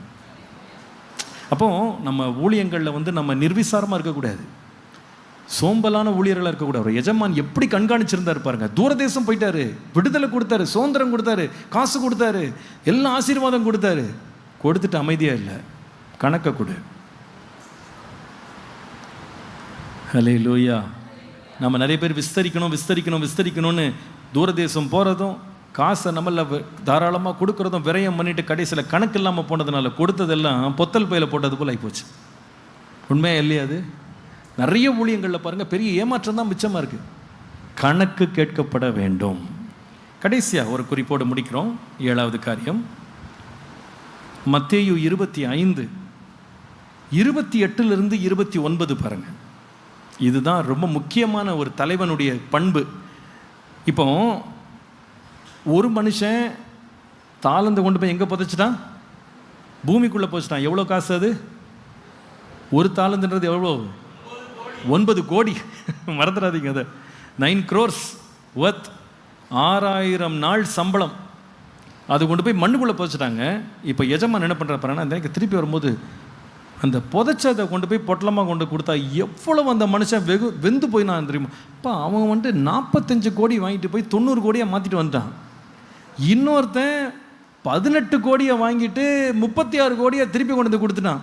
நீ 9 கோடி மட்டும் தான் வாங்கின, அதை கொண்டு திருப்பி கொண்டு வந்து கொடுத்துருக்கிறியேன்னு ரொம்ப மன சங்கடப்பட்டார். சொல்கிறாரு, நான் பொல்லாதானா இருந்துட்டு போகிறேன், பரவாயில்ல, நீ இதை வட்டிக்காரன்ட்ட கொடுத்துருந்தா நான் வட்டியோடு சேர்த்து வாங்கியிருப்பேன்ல அப்படின்னு அவனுக்கு தண்டனை கொடுத்துட்டு இப்போ செஞ்ச வேலையை பாருங்கள். 28ஆம் வசனத்தில், அவன் இடத்தில் இருக்கிற தாளந்தை எடுத்து 10 தாளந்து உள்ளவனுக்கு கொடுங்கள், உள்ளவன் எவனோ அவனுக்கு கொடுக்கப்படும். அல்லது உள்ளவன் என்று சொல்றது உண்மை உள்ளவன், உண்மை உள்ளவன் எவனோ அவனுக்கு இன்னும் கொடுக்கப்படும், அவனும் பரிபூர்ணம் அடைவான். உண்மை இல்லாதவனிடத்தில் இருந்து இருக்கிறதையும் எடுத்துருவேன்றாரு. இப்போ நல்லா கவனிங்க, அது ரொம்ப முக்கியமான ஒரு குறிப்பு. என்ன தெரியுமா? a true leader, a prestigious leader is always evolving. இன்னொரு விதமாய் சொன்னால், ஒரு மேம்பட்ட தலைவன் புது உருவெடுப்பான். எழுதுங்கள், புது உருவெடுப்பான். he will evolve into something new. கொஞ்சம் யோசிச்சு பாருங்களேன். இந்த எஜமான் தாளந்துகளை கொடுக்கும்போது அவர் என்ன எதிர்பார்த்தார் அப்படின்னு கேட்டால், இது 2 மடங்காக மாறணும் எதிர்பார்த்துட்டு தான் போனார். 2 பேர் அவனுடைய எதிர்பார்ப்பை பூர்த்தி செய்தாங்க. ஒரு மனிதன் ஏமாற்றமாக மாறினான். ஊழியத்தில் ஊழியக்காரர்களுக்கு இது நடக்கும். சில பேர் நம்மளை ரொம்ப மகிழ்விப்பாங்க, நம்மளுக்கு ரொம்ப சந்தோஷத்தை கொடுப்பாங்க, நம்மளை ரொம்ப பரவசப்படுத்திடுவாங்க. அவங்கள அந்த உத்தரவாதம் கொடுத்ததுக்காக நான் ராத்திரி படுக்கும்போது அவ்வளோ நம்மளுக்கு ஒரு சந்தோஷம் இருக்கும், நமக்கு பெருமையாகவே இருக்கும். என்கிட்ட வளர்ந்தவங்க, என்னுடைய கரத்தில் ஆண்டர் கொடுத்தவங்கள இந்த அளவுக்கு நான் பக்குவப்படுத்தினே ரொம்ப சந்தோஷமாக இருக்கும். ஆனால் இந்த ஒரு தாளந்தை வாங்கின போகிற ஒரு கூட்டம் கண்டிப்பாக நம்ம லைஃப்பில் நம்ம கண்டிப்பாக பார்ப்போம். ஏமாற்றங்கள் ஊழியத்திலே வரும், தோல்விகள் பின்னடைவுகள் ஊழியத்திலே வரும். ஆனால் நல்ல கவனிங்க, ஒரு நல்ல தலைவன் யார் தெரியுமாங்க? தோல்வியை பார்த்துட்டு துவண்டு போய் இனி நான் எதையுமே செய்ய மாட்டேன்னு போயிட மாட்டான். he will evolve, புது உருவெடுப்பான். இது எதிர்பாராத ஒரு பின்விளைவு, இது ஒரு பெரிய ஏமாற்றம், பெரிய நஷ்டம். என்ன செய்தான் தெரியுமாங்க? அப்படியா, நான் சொன்னது நீ செய்யலை, சோம்பேறியாக இருந்த, இனிமேல் நான் யாருக்கு எதுவும் கொடுக்க போகிறதில்ல அப்படின்னு போல. நம்ம பொதுவாக அப்படி தான் செய்வோம். பார்த்தேன் பாஸ்டர், கொடுத்து பார்த்தேன், ஒன்றும் சரியில்லை, இப்போ நான் கொடுக்கறதே இல்லை பாஸ்டர், எல்லாம் இப்போ நானே எடுத்து செய்கிறேன். இதுதான் நாம் சொல்லுவோம். ஆனால் அந்த எஜமான் பாருங்கள், என்ன அழகாக உடனே புது உருவம் எடுத்தான் பாருங்கள். அப்படியா, செய்யாதவன்ட்டு எடுத்து செய்கிறவன்ட்ட கொடுங்க, வேலை தொடரட்டும்.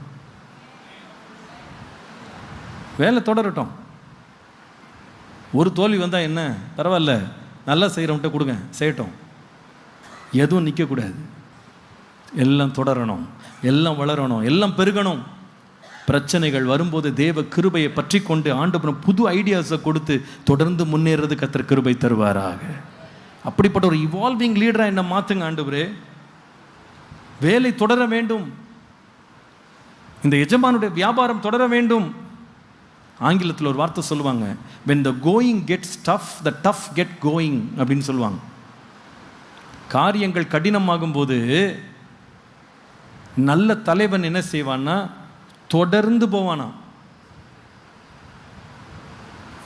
when the going gets tough, the tough get going. ஊழியத்தில் பின்னடைவுகள், போராட்டங்கள், ஏமாற்றங்கள் வரும், தளர்ந்து போகவே கூடாது, தொடர்ந்து முன்னேற வேண்டும். ஹல்லேலூயா. யோசுவாவுக்கு தோல்வி வரலையா? வந்தது. பட்டணத்தை ஆயத்தமில்லாமல் போய் எதிர்த்து சந்தித்து பெரிய பின்னடைவு, வெட்கம். அதுக்காக விட்டுட்டாரா? இல்லை, திரும்ப ஆயத்தமாகி போய் அதை வெற்றி எடுத்தார். நம்முடைய இரட்சகராக இயேசு கிறிஸ்துவினுடைய 12 சீடர்களில் ஒருவன் இயேசுவையே காட்டி கொடுத்துட்டு போயிட்டான். தூக்கில் தொங்கி மறித்தானுங்க. எவ்வளோ பெரிய அவமானம் யோசிச்சு பாருங்க. 3 வருஷம் இயேசு நடத்துகிற பைபிள் ஸ்கூல்லே படிச்சுட்டு கிராஜுவேஷன்லேயே ஆள் இல்லை. எங்கப்பா ஒரு ஆளை காணோம், ஸ்டூடெண்ட்டை காணோன்னு கேட்டால் அவர் நேற்றுக்கே தற்கொலை செஞ்சு இறந்துட்டாருன்னா அந்த பைபிள் ஸ்கூலுக்கு யாராவது வருவாங்களா? சொல்லுங்கள். ஒன்றும் இயேசு சொல்ல, இதுக்கு தான் நான் எந்த சீஷனும் வச்சுக்கிறது கிடையாது. நானே வழி, நானே சத்தியம், நானே ஜீவன், நானே மெய்ப்பன், எல்லாம் நான் தான், ஒரு சீஷனும் தேவையில்லை, எல்லாம் போங்க, எல்லாம் டிசால்வ்டு அப்படி சொன்னாரா? சொல்லலை. அந்த 11 பேரை பார்த்து சொல்கிறார், உலகமெங்கும் போங்க, சுவிசேஷத்தை அறிவிங்க, பிதா குமாரன் பரிசுத்த ஆவியின் நாமத்தினால ஞானஸ்நானம் கொடுங்க, உலகத்தின் முடிவு பரிந்தும் சகல நாட்களிலும் நான் உங்களோட இருக்கிறேன். யாரோடனா 11 பேரோட. பின்பு நீங்கள் படிச்சிங்கன்னா இந்த ஃபெயிலான ஒரு மனுஷன் இருக்கான் பாருங்க, யூதாஸ், இவனுக்கு பதிலாக இவங்க அவசரப்பட்டு சீட்டு போட்டாங்க. அது வேற, அது ஆண்டவர் அனுமதிச்சது கிடையாது. ஆனால் நான் தெரிந்து கொண்ட பாத்திரம் என்று அப்போஸ்தலனாக அழைக்கப்பட்ட பவுலை கர்த்தர் எழுப்பினார். அப்படின்னா அர்த்தம் என்னன்னா, என்ன பிரச்சனை வரட்டும், ஒருத்தன் காட்டி கொடுத்துட்டே போனால் கூட, இது வரைக்கும் நம்மளை தொந்தரவு பண்ணவனே நான் எனக்காக உழைக்கிறதுக்கு நடுவழியில் சடுதி ஒளியினால் சந்தித்து அவனை நான் எழுப்பி ஊழியத்தை தொடர பண்ண தேவன் வல்லவர். அல்லேலூயா. ஒரு ஊழியக்காரனுக்கு அப்படிப்பட்ட ஒரு உற்சாகத்தை கர்த்தர் தரணும். இன்றைக்கி ஒருவேளை நீங்கள் ஏதாவது ஒரு முயற்சி எடுத்து, புது முயற்சி எடுத்தேன் பாஸ்டர், தோற்று போயிட்டேன், பெரிய நஷ்டம் கண்டுபிடிச்சிட்டேன், சில பேர் என்னை ஏமாற்றிட்டு போயிட்டாங்க, சில பேர் என்னை வஞ்சித்துட்டாங்க, சில பேர் என்னை விட்டு போயிட்டாங்க, சில பேர் உடைச்சிட்டு போயிட்டாங்க. இது எல்லா ஊழியனுடைய வாழ்க்கையிலேயும் இந்த ஒரு பகுதி இருக்க தான் செய்யும். சொல்லுங்கள், ஏமாற்றம் அடையாத ஒரு ஊழியன் நீங்கள் யாராவது இருக்கீங்களா? சொல்லுங்கள். பின்னடைவு அடையாத, பார்க்காத, தோல்வி பார்க்காத ஒரு ஊழியக்காரன் நீங்கள் யாராவது இருக்கீங்களா? கிடையாது. 100% சக்ஸஸ் என்பது நடைமுறையிலே சாத்தியமில்லாத ஒரு காரியம். சில வேளையில் நமக்கு எவ்வளோ ஆனஸ்டாக இருந்தாலும், எவ்வளோ ஜென்ரஸாக இருந்தாலும், எவ்வளோ நல்ல ஊழியம் செய்தாலும் பின்னடைவு வரும். ஆனால் ஒரு தலைவன் யார் தெரியுமா? என்ன தோல்வி வந்தாலும் சரி, தொடர்ந்து முன்னேறுவோம், தொடர்ந்து ஓடுவோம். பின்னானவைகளை மறந்து முன்னானவைகளை நாடி கிறிஸ்து இயேசுக்குள்ளாய் கர்த்தர் நமக்கு தந்திருக்கிற பரம அழைப்பின் பந்தய பொருளுக்காய் லக்கை நோக்கி ஓடணும். அல்லேலூயா. இன்றைக்கு ஒரு தீர்மானம் எடுங்க, ஆண்டவரே என்னையும் ஒரு திறம்பட ஊழியம் செய்கிற ஒரு தலைவனாக என்னை மாற்றும். கர்த்தர் எனக்கு கொடுத்திருக்கிற உத்தரவாதங்களை நான் நேர்த்தியாக செயல்படுத்த எனக்கு கிருபை.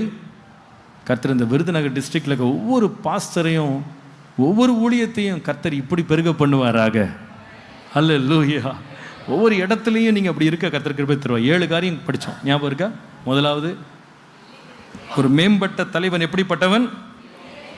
எல்லைகளை விரிவாக்குகிறவனாக இருப்பான். 2வது, ஒரு மேம்பட்ட தலைவன் ஈடுபாட்டை ஊக்குவிப்பான். 3வது, ஒரு மேம்பட்ட தலைவன் அனுதாபம் கொள்ளுவான். ஒரு மேம்பட்ட தலைவன் 4வது, அதிகாரத்தை பகிர்ந்தளிப்பான். 5வது, ஒரு மேம்பட்ட தலைவன் ஊக்கமளிப்பான், உற்சாகப்படுத்துவான். 6வது, ஒரு மேம்பட்ட தலைவன் நீதி நெறிகளை கடைபிடிப்பான். 7வது, ஒரு மேம்பட்ட தலைவன் புது உருவு எடுப்பான். அவனுக்கு தோல்வியே கிடையாது. எத்தனை அடி அடித்தாலும் எழும்பி கர்த்தருக்காக ஓடுவான். எவ்வளோ பின்னாடி வந்தாலும் முன்னேறுவான். அல்லேலூயா. ஆண்டவரே இந்த கிருபை எனக்கு தாருன்னு கேட்போமா?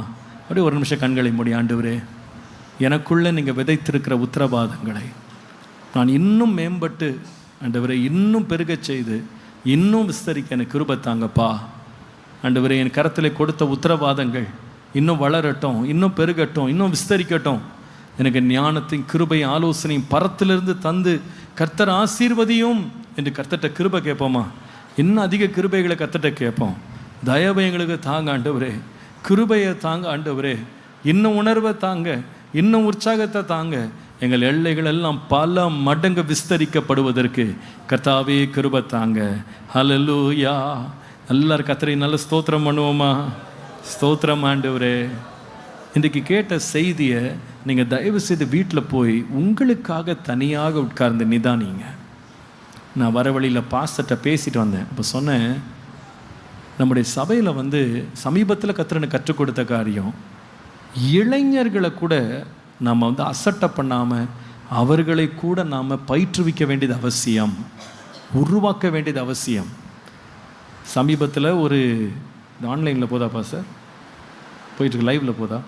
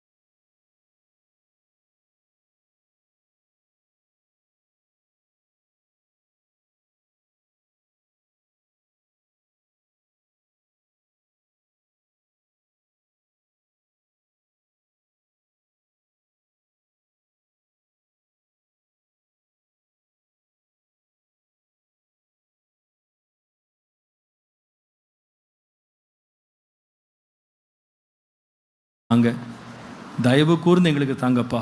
இந்த விருதுநகர் மாவட்டமே ஒரு பெரிய அசைவுக்குள்ளே வரட்டும். எங்கள் ஊழியங்களுக்குள்ள ஒரு பெரிய ஊக்கமளிப்பு வரட்டும். ஒரு பெரிய உற்சாகம் எழும்பட்டும். ஆண்டவரே, உமக்கு மகிமையாக நாங்கள் செயல்படட்டும். எங்களுக்கு உதவி செய்யுங்கப்பா. எல்லாரும் ஒருமனப்பட்டு கரங்களை உயர்த்தி ஜெபம் பண்ணுவோமா?